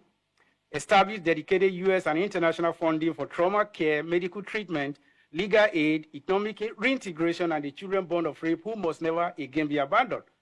prosecute as crimes against humanity, support ICC referral, hybrid tribunals, and universal jurisdiction case so the commanders who ordered these atrocities face justice. The women of Nigeria conclude, and the Sahel are not statistics. They are the conscience of this generation. History will record how the free world answered their cry or how it did not. On their behalf, we ask you to answer. On this note, it's my privilege and honor to bring to this podium the person of Dr. Richard Ikebe, who is a professor of journalism in Atlantic African University, Lagos, Nigeria. He is into peace journalism. Please, ladies and gentlemen, welcome Dr. Richard Ikebe.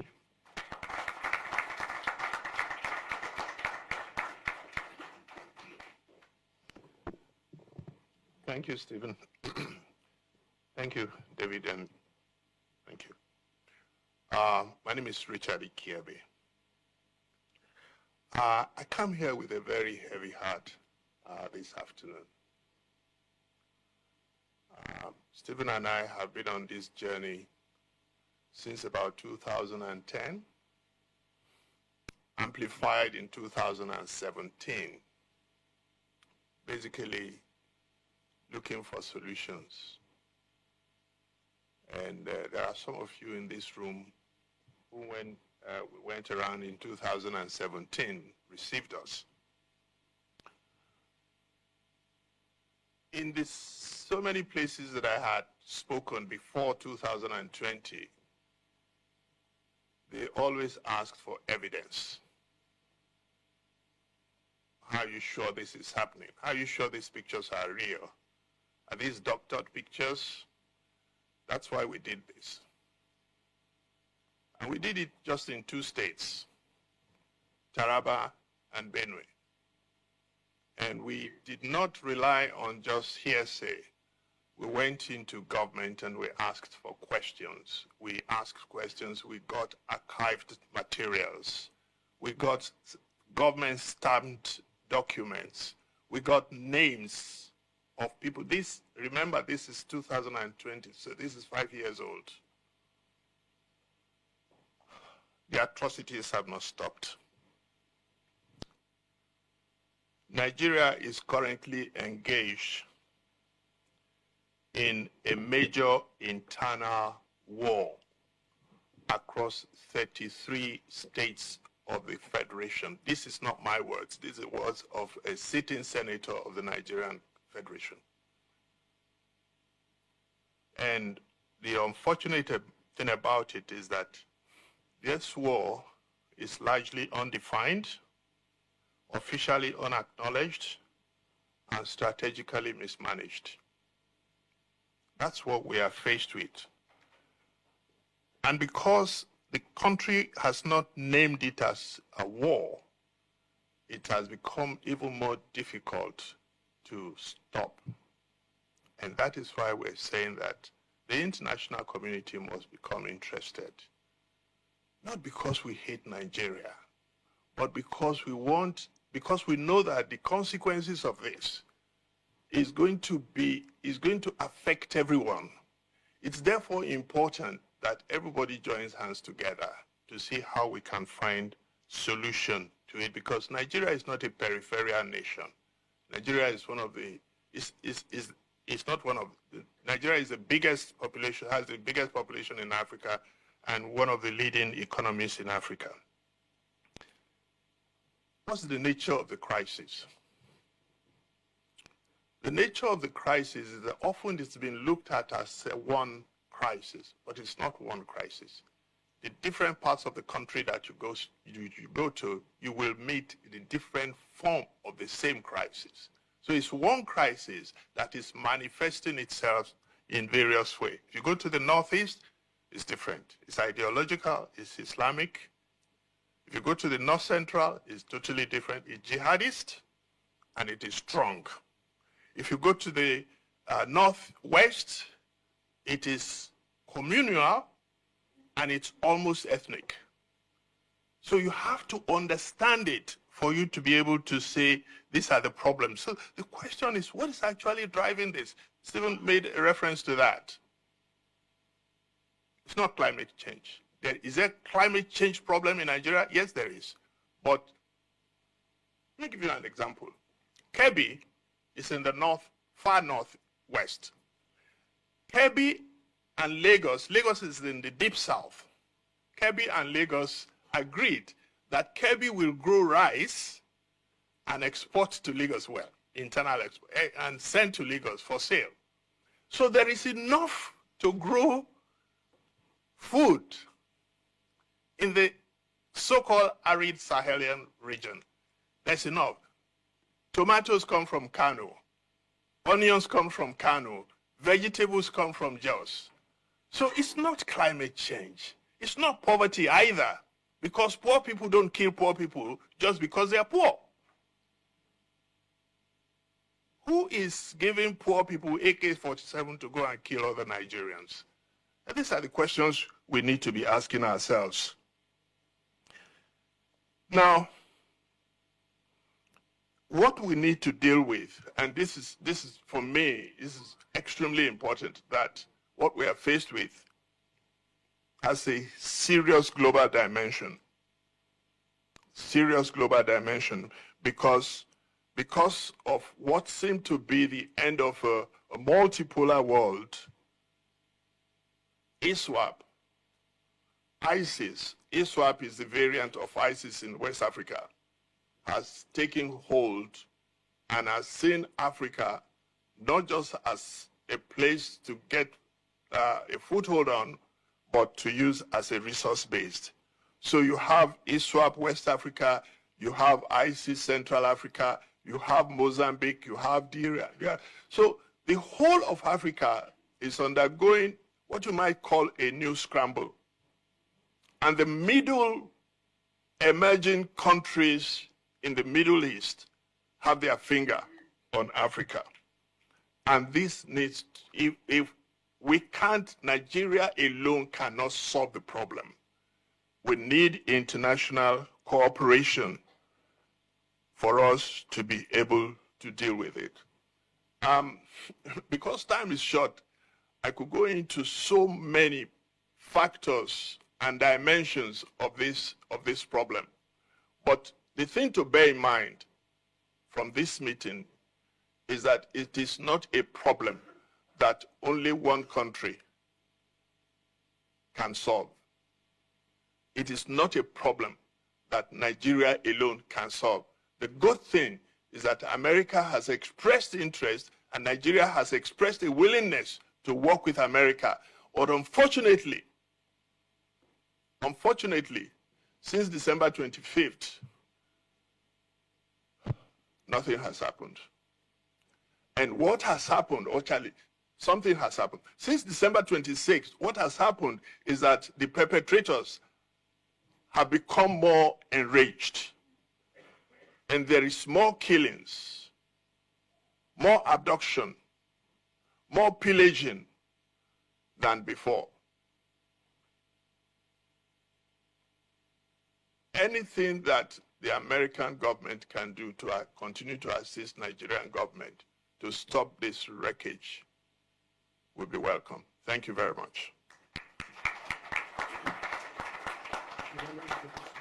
Oh, yes. Can I have it? Yeah, I have it there. It's right there. Thank you. I first met Mercy 2017, 2019. Okay, when we were here, we had some meetings at the Heritage Foundation then, and I was actually met in the course of all the struggle. I have met the parents.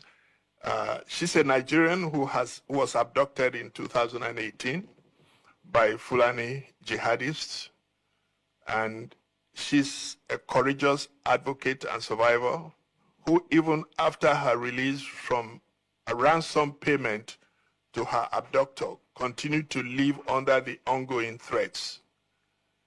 Despite this, she has transformed pain into purpose and uses her voice to bring awareness of the suffering of these vulnerable communities and the urgent need for protection and justice. God bless you. Mercy. May I introduce you, please? Come.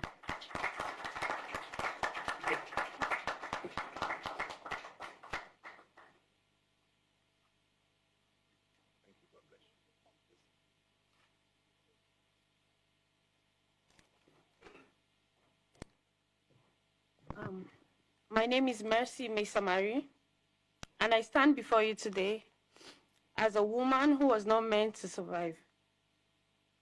I was a daughter, a teacher, and had dreams written in notebooks, and a future I could almost touch. Then they came. Fulani and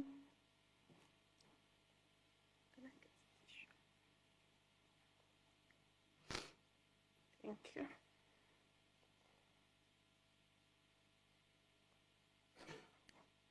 Armed Fulani militiamen who did not see us as humans, but as something to be owned.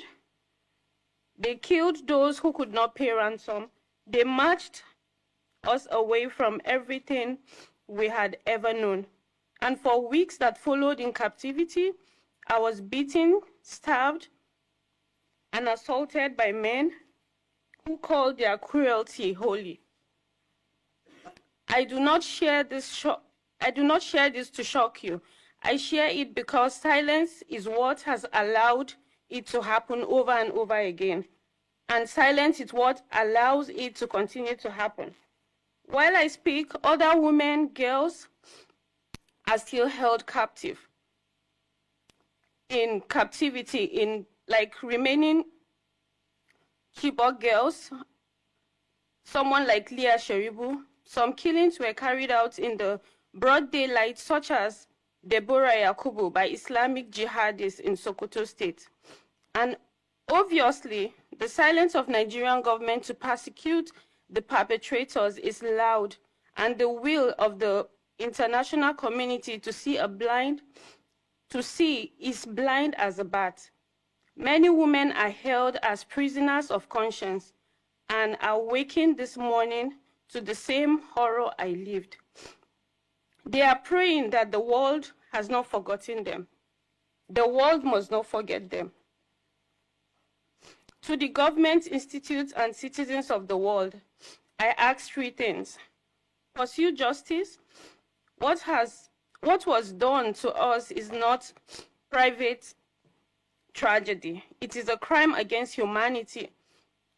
Perpetrators must be identified, prosecuted, and held accountable in international court. There can be no peace built on the bones of unpunished atrocity. Support survivors. We need more than sympathy. We need medical care, trauma treatment, legal protection, education, and a chance to build our lives that were stolen from us. Survivors must not be abandoned once the camera turns away. Rescue those still held. Every day of delay is another day of unimaginable suffering. The international community has the resources, the intelligence, and the moral duty to act. Find them, free them, bring them home. I survived, but many did not. Many are still waiting. I am not asking for pity. I am asking for your courage to match ours. If you remember nothing else from what I have said today, remember this: we are human beings. We were never property, and we will not be silent. Thank you very much. Wonderful, wonderful, wonderful.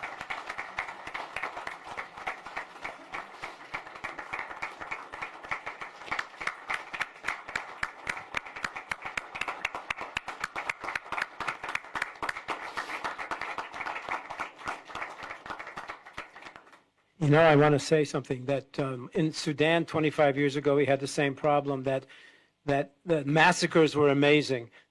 Awful, horrible, horrible. The slavery was there as well.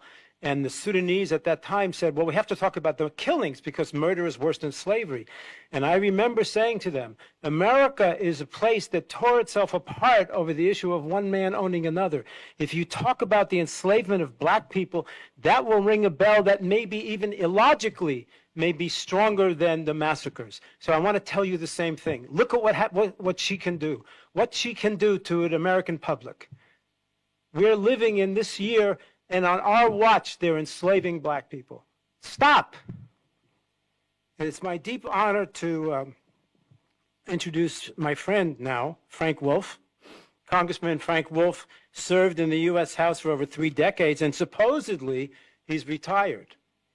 But he's not retired from this cause. He has been and remains the Dean of U.S. International Religious Freedom Advocacy, and Nigeria has been the cause to which he's devoted most of his post-retirement energy. We don't have the time for history for this, but Frank Wolf is the institutional godfather of the entire U.S. religious freedom apparatus that makes any of the legislation we need on these matters possible. And there's one other thing. He never flinches. He chides the right people. So I want to quote you.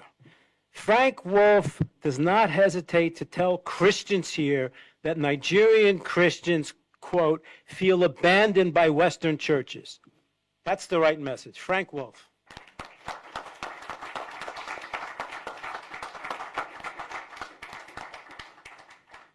Well, thank you very much. Well, it's a great crowd. I didn't see the crowd coming in. It's a great crowd, and I thank you for the invitation. And my views today are my views. I don't represent anybody.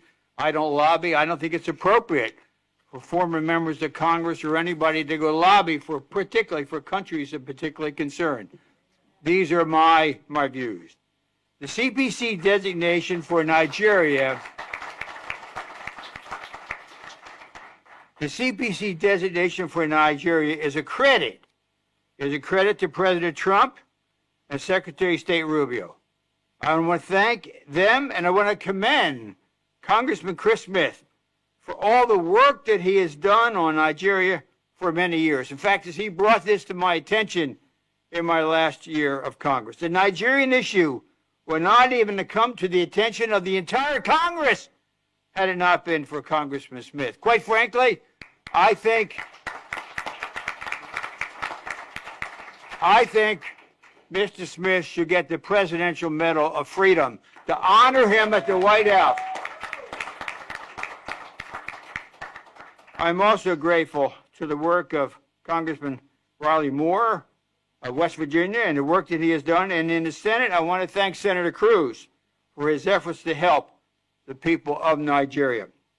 I have monitored events in Nigeria closely since my trip to Nigeria in the Middle Belt and other areas where attacks took place and during my term as Commissioner of the U.S. Commission for International Religious Freedom.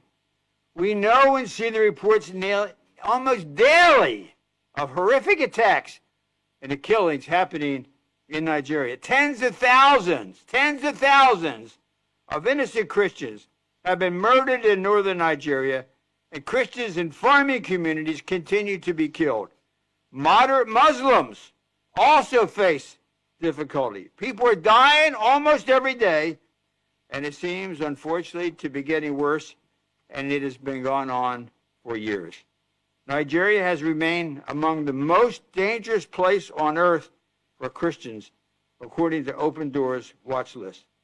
But it is not enough to talk about how bad things are without taking action. Knowing is not doing. You can know something, but with what you know, what do you do? The CPC designation is not enough. We need to find ways to use the CPC designation to stop the violence and the killing and let the Nigerian people live in peace. What do I think? These are my own personal views. Should be done in order to help the Nigerian people. The position of the U.S. ambassador to Nigeria is currently vacant. So there needs to be an appointment quickly. You need to have an ambassador over there quickly. And the next ambassador should be a person who's close to the Trump administration, not necessarily a career diplomat, and close to Secretary Rubio also. And this person should be committed to ending the violence and helping bring peace. As I said, this appointment needs to happen soon. The issue of Nigeria is so big and so important that it must be front and center. There should be a high-level person on Secretary Rubio's staff or an assistant secretary like Bob Destro when he was there, who was given the responsibility to monitor daily what is happening in Nigeria on a daily basis, every day, and should give an update on Nigeria to Secretary Rubio every week. This should be on the Secretary's schedule and a report of what is going on in Nigeria every week. The Public Affairs Office at the State Department should be circulating reports and articles to the media highlighting the events in Nigeria. Also, the issue in Nigeria must be bipartisan. My best friend in Congress was a Democratic member from Ohio, Congressman Tony Hall. We would work together on issues of Africa. We would travel there. We would be friends with each other. We would come together on how we were going to solve the problem, whether it be in Sierra Leone, wherever we would go and see Sudan. I urge Democratic members to work with Republicans to end what is going on there, the killing of Christians and moderate Muslims, and to give the Nigerian people an opportunity for peace.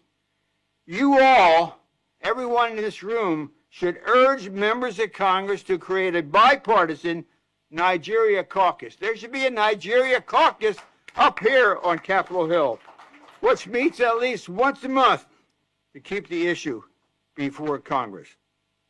House and Senate members should be encouraged to visit Nigeria so they can see firsthand what is going on and to meet with religious leaders and government officials. They should go to the areas of conflict and not just to Abuja or Lagos, but go up in the Middle Belt and go north and see and talk and listen to what is taking place. Many people have said, so goes Nigeria, so goes all of West Africa. The goal should be to have this issue well, and this is the important point, should be to have this issue well on the way to resolution before the end of the Trump administration. Because we don't know what the next administration will do or what the attitude will be with regard to Nigeria. So this issue should be well on the way of being resolved by the end of the Trump administration. Again, knowing is important, but knowing is not doing, and we have to do it. Thank you. God bless.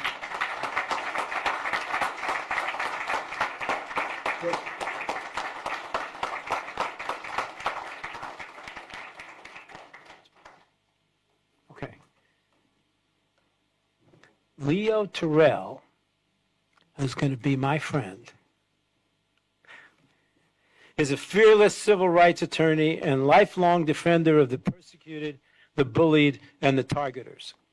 Today, he serves as the head of President Trump's task force to combat anti-Semitism at the Department of Justice. Under his leadership, that task force has gone after anti-Semitic harassment on college campuses and filed federal hate crime cases against people who intimidate Jewish students. Leo Terrell has sent a message that the United States will no longer tolerate religion-based hatred on American soil. And that is precisely why he belongs with us today, because the evil that assaults and even murders Jews in America is the same evil that burns a church in the Plateau State, the same evil that beheads a pastor in Benue, or drags a Christian schoolgirl into captivity for refusing to deny her Lord. Leo Terrell understands that jihadist hatred knows no border, and neither must our response. Please join me in welcoming Leo Terrell.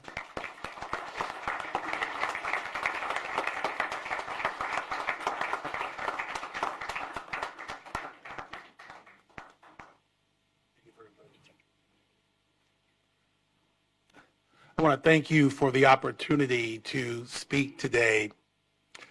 I come here in several different positions. I'm a proud American. I'm a Baptist. I am a civil rights attorney for 35 years. I work in the Department of Justice. I head the task force to combat anti-Semitism. And I work for, in my opinion, the greatest president in my lifetime. What we have talked about is not a Republican or a Democrat issue. This is the issue of right and wrong. You see, besides being a civil rights lawyer, I'm a school teacher. And I know the fundamental basis of this great country. We have received our inalienable rights from our Creator of rights, liberty, and justice, and it's codified in the First Amendment. So I lay that background out because when I hear the need to get Democrats and Republicans together, no. An issue of right and wrong is clear. I am committed to fighting religious hatred, fighting for religious freedom. So this is a no-brainer. And I ask you, set aside your differences regarding politics. Set aside Democrat, Republican. It's doing the right thing. It is easy for me to stand before you and fight for combating anti-Semitism. I'm not Jewish, but it's the right thing to do. It's easy for me to sit here and tell you that the murdering of Christians in Nigeria is wrong. I don't need to think about it. It's fundamentally wrong. And I will sit here and tell you, if we're going to be honest with each other, we have a president in this country right now, a unicorn, who's taking action on religious freedom and liberties. That's why I had this task force. Forget about your differences on everything else about that man. But when it comes to religious freedom, he has made a commitment. I have listened to these great speakers. I have listened to the problems that's been going on for years. And I applaud you, sir. Talk is cheap. There's been a lot of talking. It's clear what the problem is.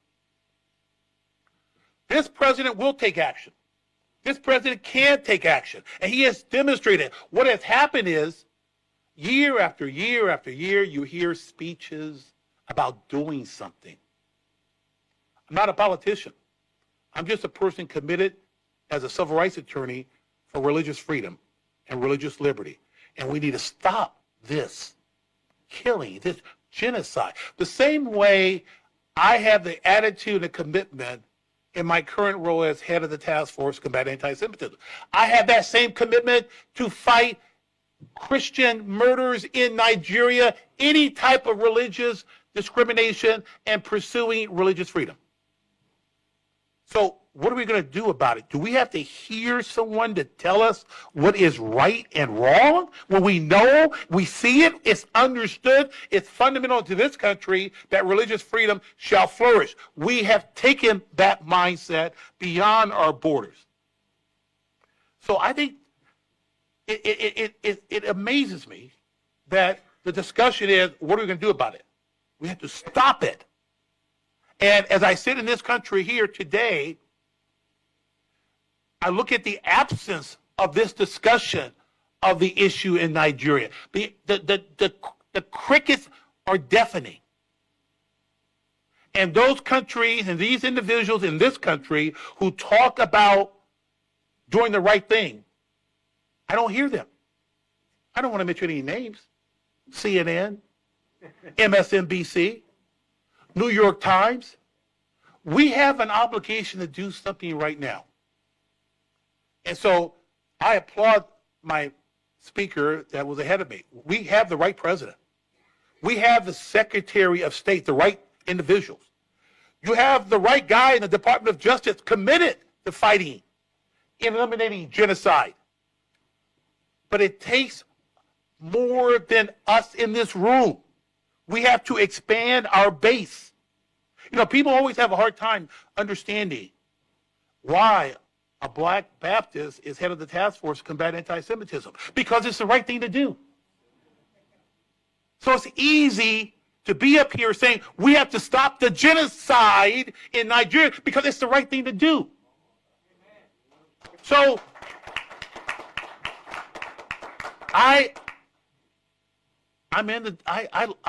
for those who knew me before, and I'll close by saying this. I had a job at Fox News working. But when the president called me and asked me to head the task force, and I had the opportunity to serve God and country, it was easy for me to leave. Let me add to you and tell you, let's do something. Let's not talk about it anymore. I left Fox News. I'm in Department of Justice. Let's expand our obligation to eliminate that. And when we talk about getting international support, let me be very clear. We're talking about the United States of America. Okay, that's who we're talking about. Because that's too vague for me. That's very ambiguous. As a lawyer, that's vague. It's the United States of America. And if we're going to be honest, it's President Trump and Marco Rubio. And it's those individuals who care about doing the right thing. God bless America. God bless Nigeria. God bless you. Thank you. Thank you. Thank you.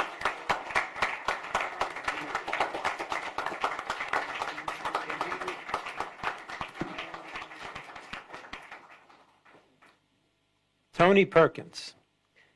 For more than 2 decades, Tony Perkins has led the Family Research Council, which is one of Washington's most effective voices for religious liberty here and abroad. He served terms as president and vice president on the U.S. Commission on International Religious Freedom.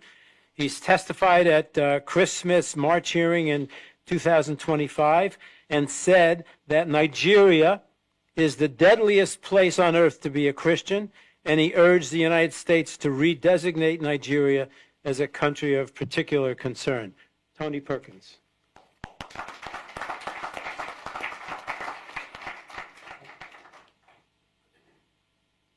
Good afternoon. It's good to be with you. I will say I'm a white Baptist, so not as dynamic.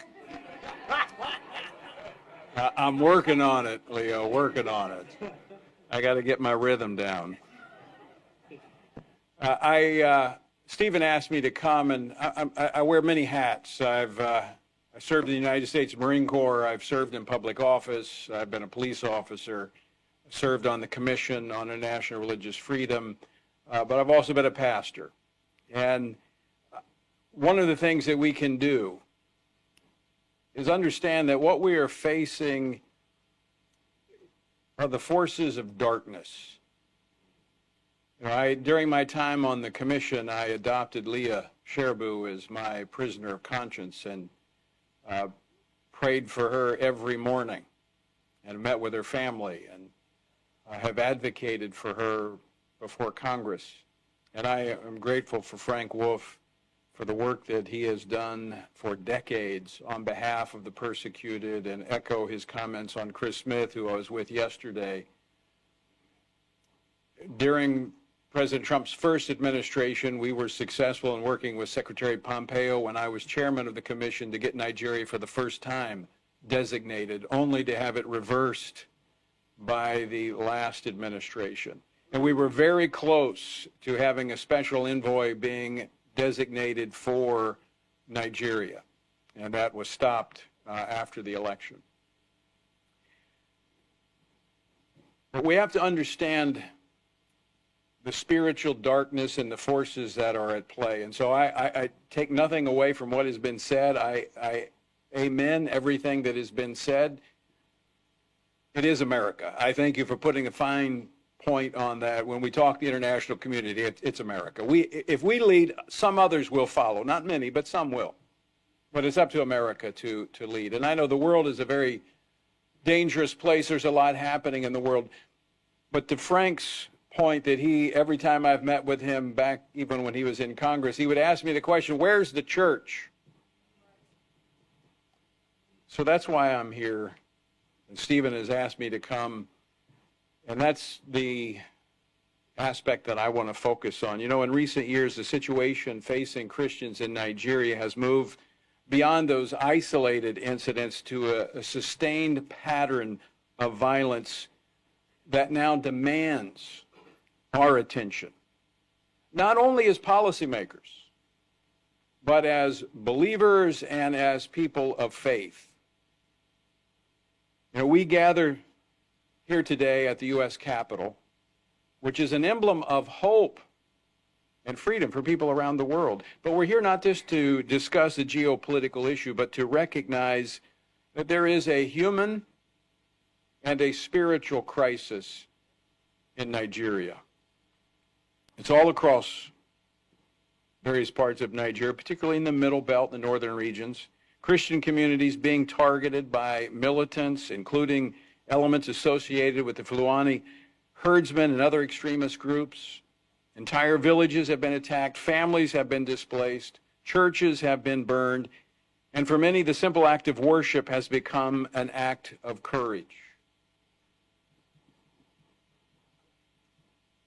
As Christians, and I want to speak for just a moment. I want to speak to Christians. I'm putting my Baptist pastor hat on here for a moment. I should say robe, not hat. We don't wear hats in church. Would we tolerate this in our communities? Would we allow this to happen in our country? Why are we allowing our brothers and sisters to be enslaved and to be murdered and to be run from their homes? So what are we to do? Yes, we can look to our policymakers, and we appreciate them. Senator Cruz, thank you for being here. Appreciate all that you've done. Ted and I go back a long ways on this issue of Nigeria.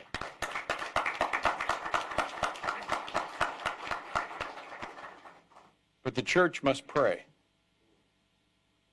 We must be gripped by the brutality of the attacks on our brothers and sisters in faith, and first pray. Now somebody say, well, what's pray? We need action. Yes, we need action, but we must first recognize that this is a spiritual war that is raging over the continent of Africa, targeting the Nigerian people and the church in particular in Nigeria, that is growing and influencing the entire continent. There's a reason behind this attack. And we have to stand with them first in prayer and then in action. And so I would challenge the churches of America that it is time to pray for our persecuted brothers and sisters. We should devote time every time we gather to pray for the persecuted, and Nigeria should be at the top of our list. We look to policymakers, but are we looking to the King of Kings? The one who has the power to move the hearts of kings and leaders. And I don't want to just talk about it. I want to pray about it. And I'm going to close my time by praying for our brothers and sisters in Nigeria. Lord, we pray that you would protect the Nigerian Christians and the others. Lord, we pray for all human beings who are created in your image. And they bear your image, and therefore they have value and they have significance. And Lord, this is not an issue, as been pointed out, about scarcity of resources. This is about good and evil. This is about life and death. And so we pray for those that are being targeted and attacked. We pray for, Lord, walls of protection around them and the exposure of the militants and the terrorists seeking to harm them. And Lord, we pray that there would be others that will stand with the Christians and the persecuted in Nigeria. And I want to pray for those, Lord, that have every family that's been touched by this violence, every individual that bears the scars of this evil, that your supernatural healing power and comfort would be upon them. Lord, we pray also for those even the perpetrators of this violence, that they would be struck by the evil that they've been a part of. And Lord, they might come to know the truth, that salvation would come to them. And Lord, we don't stop there. Father in heaven, we pray for peace for Nigeria, that there would be a swift end to the violence affecting that country. Stir in the hearts of the Church Universal, beginning in this country, to see the end of the violence of Nigeria. We stand with our brothers and sisters, and we pray that, Lord, if the leadership that's in that country won't stand for human rights and the protection of their people, remove them and put those in place who will. In Jesus' name, amen. Thank you.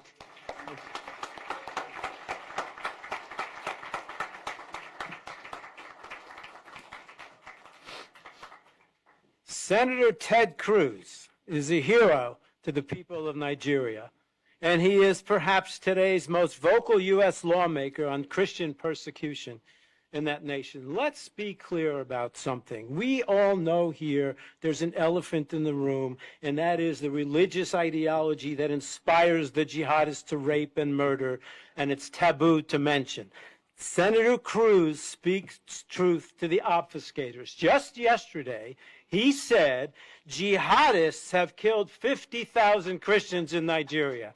Let's not forget that. His bill, S-2747, is currently still before the Senate Foreign Relations Committee. Please let us welcome Senator Ted Cruz.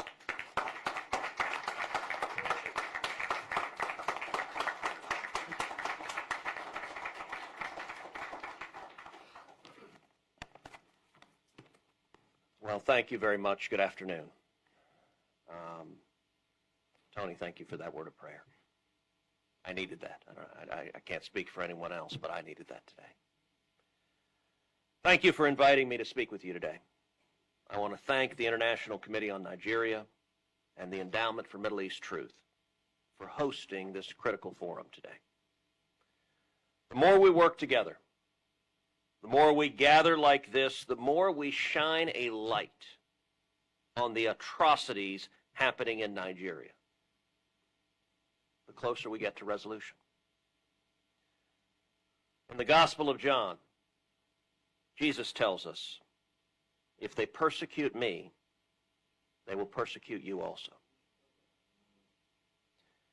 As Christians, we know that persecution is part of our walk with the Lord.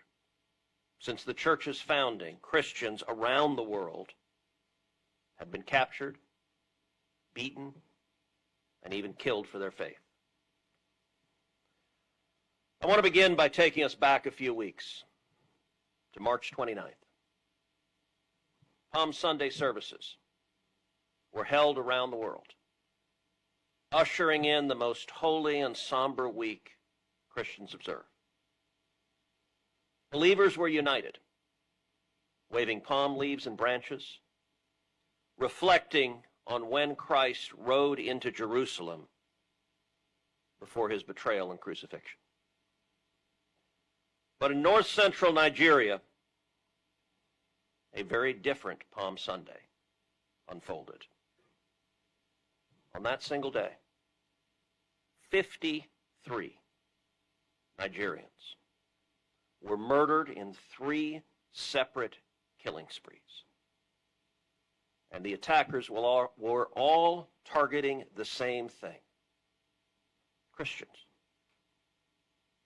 Families were broken in a matter of minutes. Lives were stolen and cut short. And Christians in Nigeria yet again mourned another tragedy. This attack, both tragic and vile, is not unlike the persecution Christians in Nigeria have faced day after day, week after week, year after year. Even last year, more than 240 Christians were slaughtered in Nigeria during the season of Lent and Easter. Hundreds of stories like this have been documented.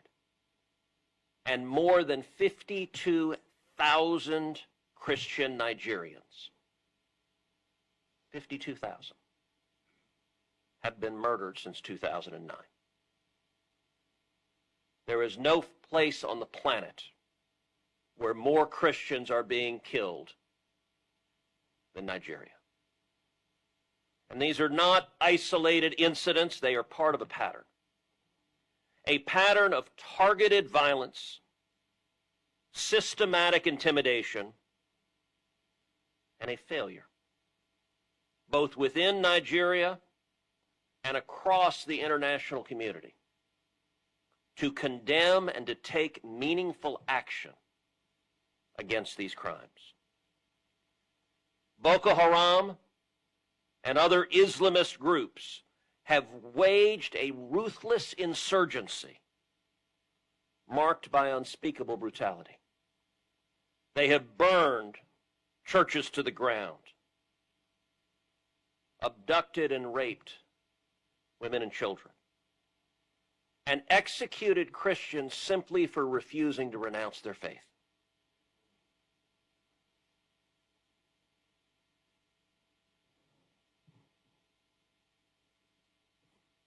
Many years ago, during the Obama administration, some of y'all will remember Miriam Ibrahim.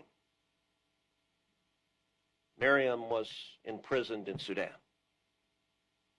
She was imprisoned and she was sentenced to receive 100 lashes and then to hang by the neck until dead for the crime of being a Christian. Miriam had her toddler son, Martin, in the prison cell with her. And she was pregnant, and they delayed the sentence till she gave birth to her infant daughter, Maya, whom she delivered while she was in leg irons. Now, I spoke about Miriam Ibrahim multiple times on the Senate floor, calling for her release, trying to shine a light. I will tell you, I begged President Obama to say her name. Samantha Power, the UN ambassador, Samantha Power, to her credit, did say her name. She spoke up for Miriam. And I said, why will Obama not do this? I don't understand. But even though he was silent, others around the globe were not. And so much light and attention was focused on Miriam that the Sudanese government relented and released her.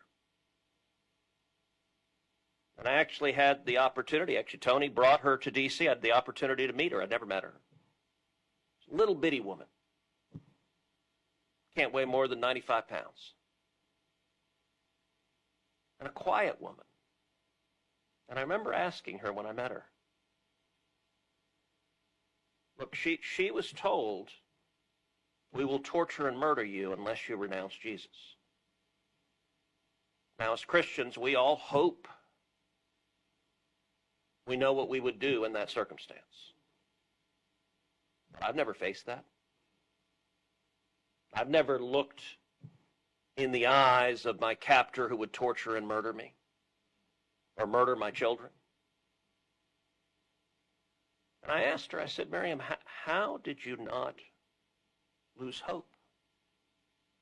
How did you not despair sitting in that prison cell with your babies? And she looked at me with a peace that I still remember. And she simply said to me, Jesus was with me.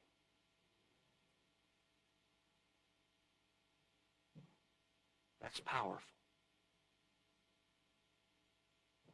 That was powerful when Miriam went through it, and it is powerful now in Nigeria when Christians are going through it week after week after week. Religious persecution has come into the spotlight over the past years. But for too long, the stories of communities being destroyed have not made national or international headlines. More than 20,000 churches and Christian schools and institutions burned to the ground. Systematic oppression. So as Christians, and as human beings, we have an obligation to act. By the way, yesterday at the hearing that you referenced, Senator Cory Booker said, well, we should be concerned about the Christians being killed in Nigeria, but what about the Muslims? Why are you not concerned about them? And you know what I said? Of course I'm concerned about the Muslims. And yes, Boko Haram and the jihadists murder Muslims as well. And that is wrong and evil. But what they're doing to Christians is systematic persecution. They are deliberately singling out and persecuting Christians. And I did point out, I said for years, I have also been calling out communist China for imprisoning over 1 million Muslim Uyghurs in concentration camps. While the Biden administration continued to funnel millions of dollars to communist China that kept those concentration camps going. So let's be clear, as Christians and human beings, we have an obligation to speak out against murder and torture and slavery and atrocity wherever it might be found.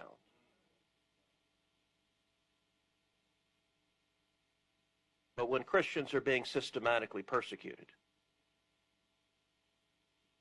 anyone who remains silent is complicit.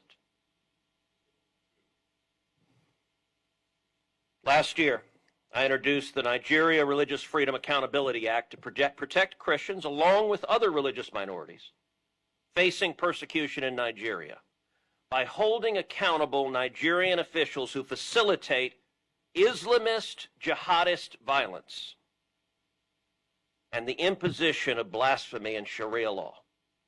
And understand, the government is actively complicit in enforcing blasphemy and Sharia law as tools to target and persecute the Christians. Government leaders like to say these are rogue terrorists doing this, not us. But the government's hands are not clean. In many instances, they are actively. In other instances, they're simply looking the other way. This legislation will impose targeted sanctions on Nigerian officials responsible for facilitating violence against Christians.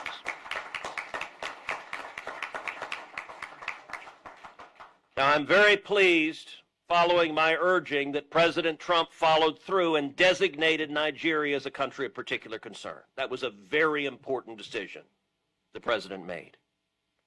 And as awareness of the persecution has grown, we can say this is a step in the right direction, but there is more that can and should be done.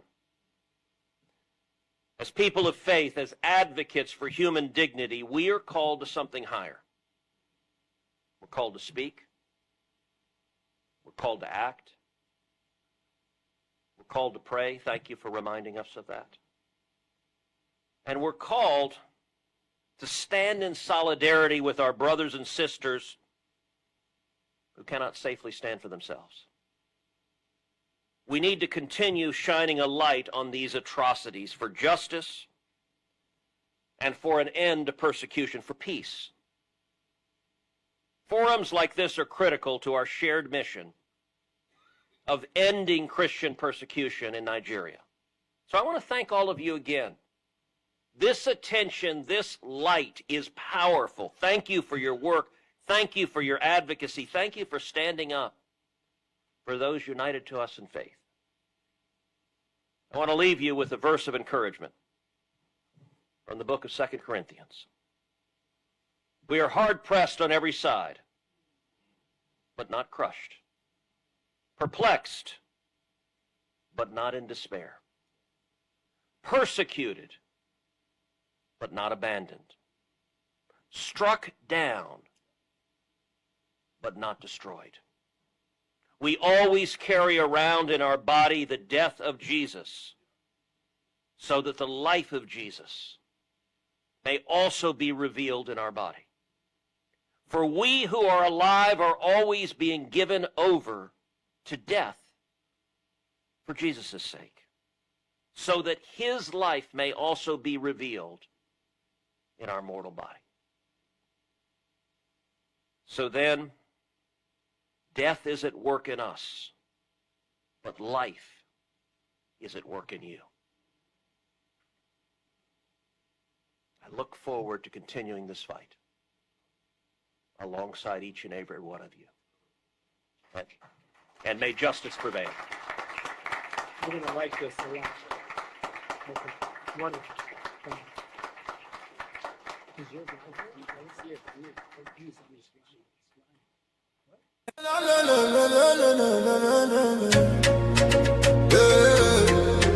Turn 'em up.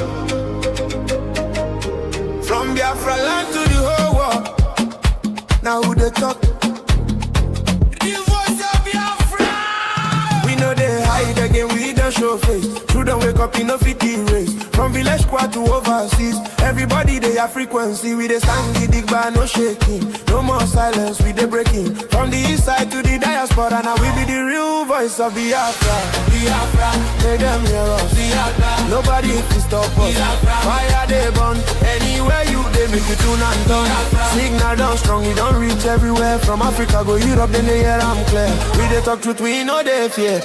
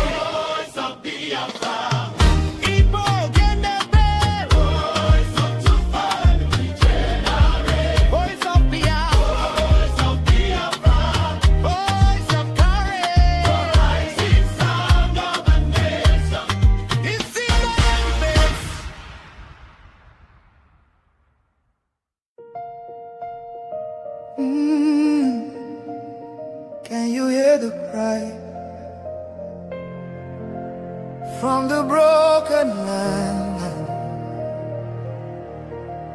from the wounded hearts.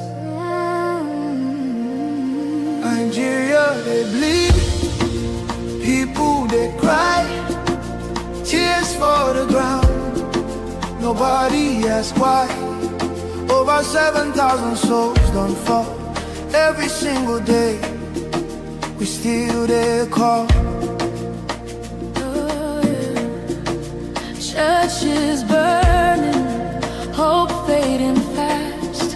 Since 2009, the pain don't last. 50,000, maybe more. Heaven they count every single soul. Children without home tonight, mothers praying through the night, fathers lost no strength to fight. Who go stand for what is right? Oh, stand for love, stand for life. Be the answer in this time. You can have to wipe their tears. You can calm their fears. Give a hand, don't turn away. Be the light in darkest day.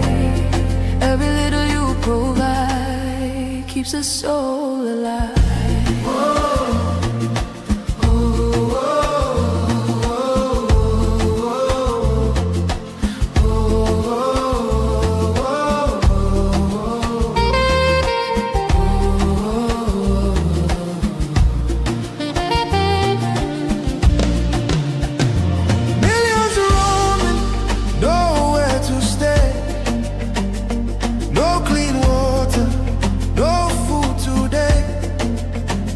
Voices crying in chains, silent echoes filled with pain. 19,000 churches gone, but faith still rising, holding on. In the ashes, hope remains. Love can heal the deepest pains. Shelter broken, dreams erased. Hungry hearts we can embrace. Let compassion take its place. Now's the time to show His grace. Stand for love, stand for life. Be the answer in this time. You can help to wipe their tears. You can calm their fears. Give a hand, don't turn away. Be the light in darkest day. Every little you provide keeps a soul alive. Food, water, shelter, hope. You can be the miracle they pray for. You can change a life today. No matter how small it seems, your love can rebuild their dreams. Together we can make a way.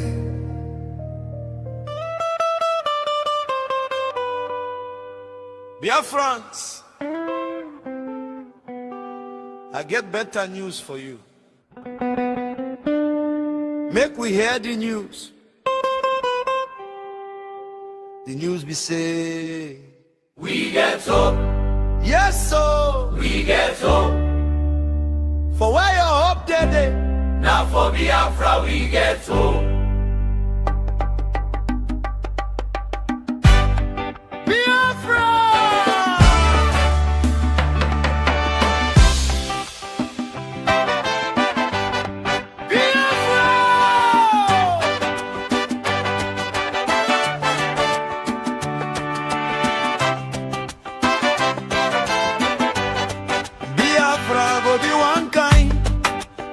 Beautiful country.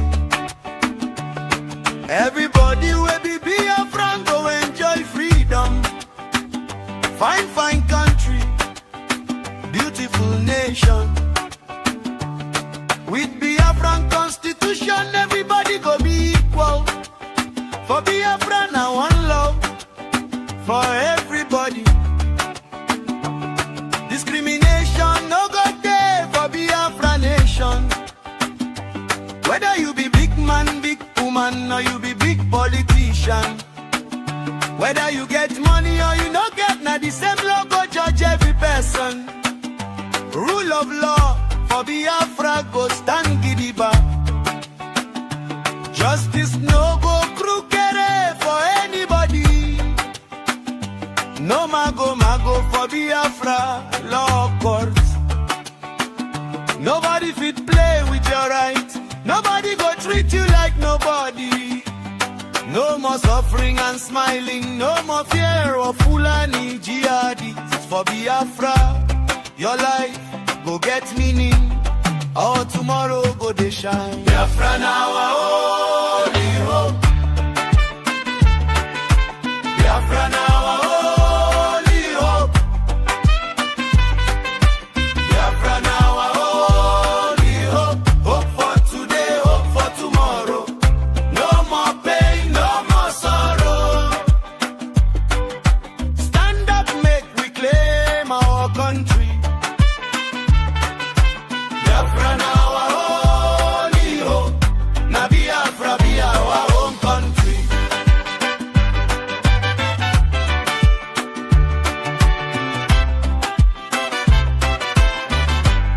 Free education go reach university. No child go miss school because of money. Free medical service go there for community. People no go die again because say you no fit pay hospital bill. Women go born for hospital free of charge. Senior citizens go they get money every month. Biafra government go help you build your house. Better life no go be them say, them say. Good road go cover everywhere. Order transport for land, for rail and for air go there. Police go answer fast, fast if you call them. Ambulance go reach you once you call them. Fire service no go delay. Security go tight for night and for day. What about water? Drinking water go they run for your house. What about electricity? Lights go there for 24 hours. For Biafra you fit to work out for night and go to work for night without fear, without anybody kidnapping you. Oil and gas, gold and everything where they under your land. Now your state people go get them. Anything where they under your ground. Now your people go control them. No ballot snatching, no vote buying, no rigging, no corner. No bribery and corruption. For election time, now one woman, one vote, one man, one vote. Democracy no go be story bad that. For Biafra your life go matter. Nobody go kill you and go free for Biafra. Now wahala the person don't buy for him head. Justice go stand gidigba. No shaking at all.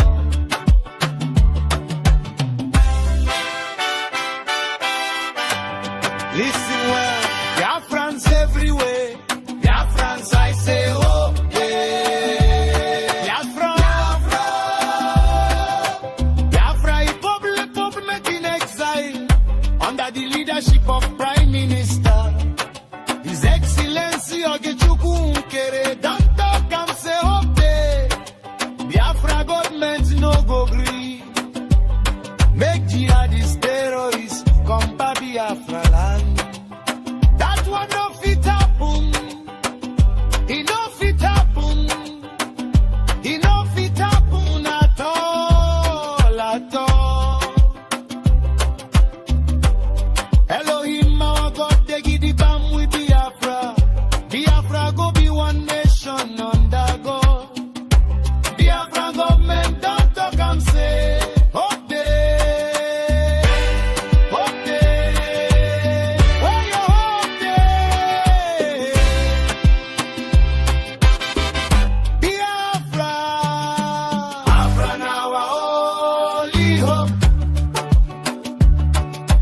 Biafra now our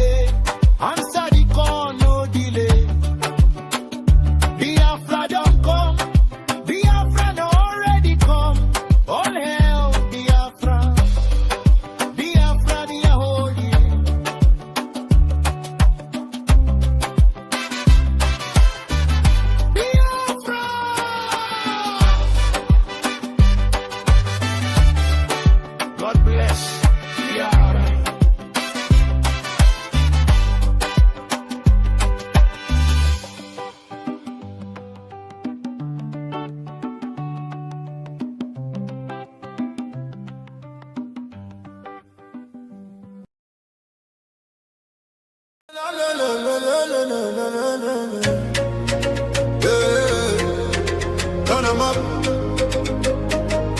From Biafra land to the whole world. Now who they talk? The voice of Biafra. We know they hide again, we don't show face. True don't wake up, no fit race. From village squad to overseas, everybody they have frequency. We they stand the dig bar, no shaking. No more silence, we they breaking. From the east side to the diaspora, now we be the real voice of Biafra. Biafra, make them hear us. Biafra, nobody can stop us. Biafra, fire they burn. Anywhere you they make it tune and turn. Signal down strong, it don't reach everywhere. From Africa go Europe, then they hear I'm clear. We they talk truth, we know they fear.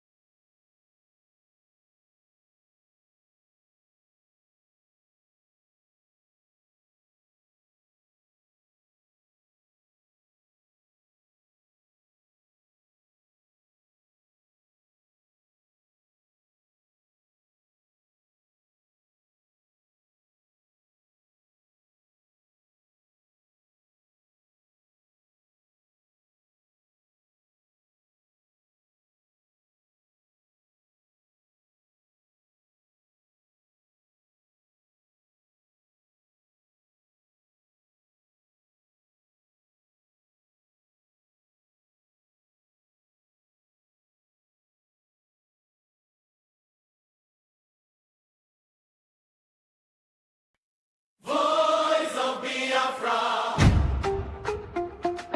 voice of freedom, voice of truth for every generation, voice of Biafra,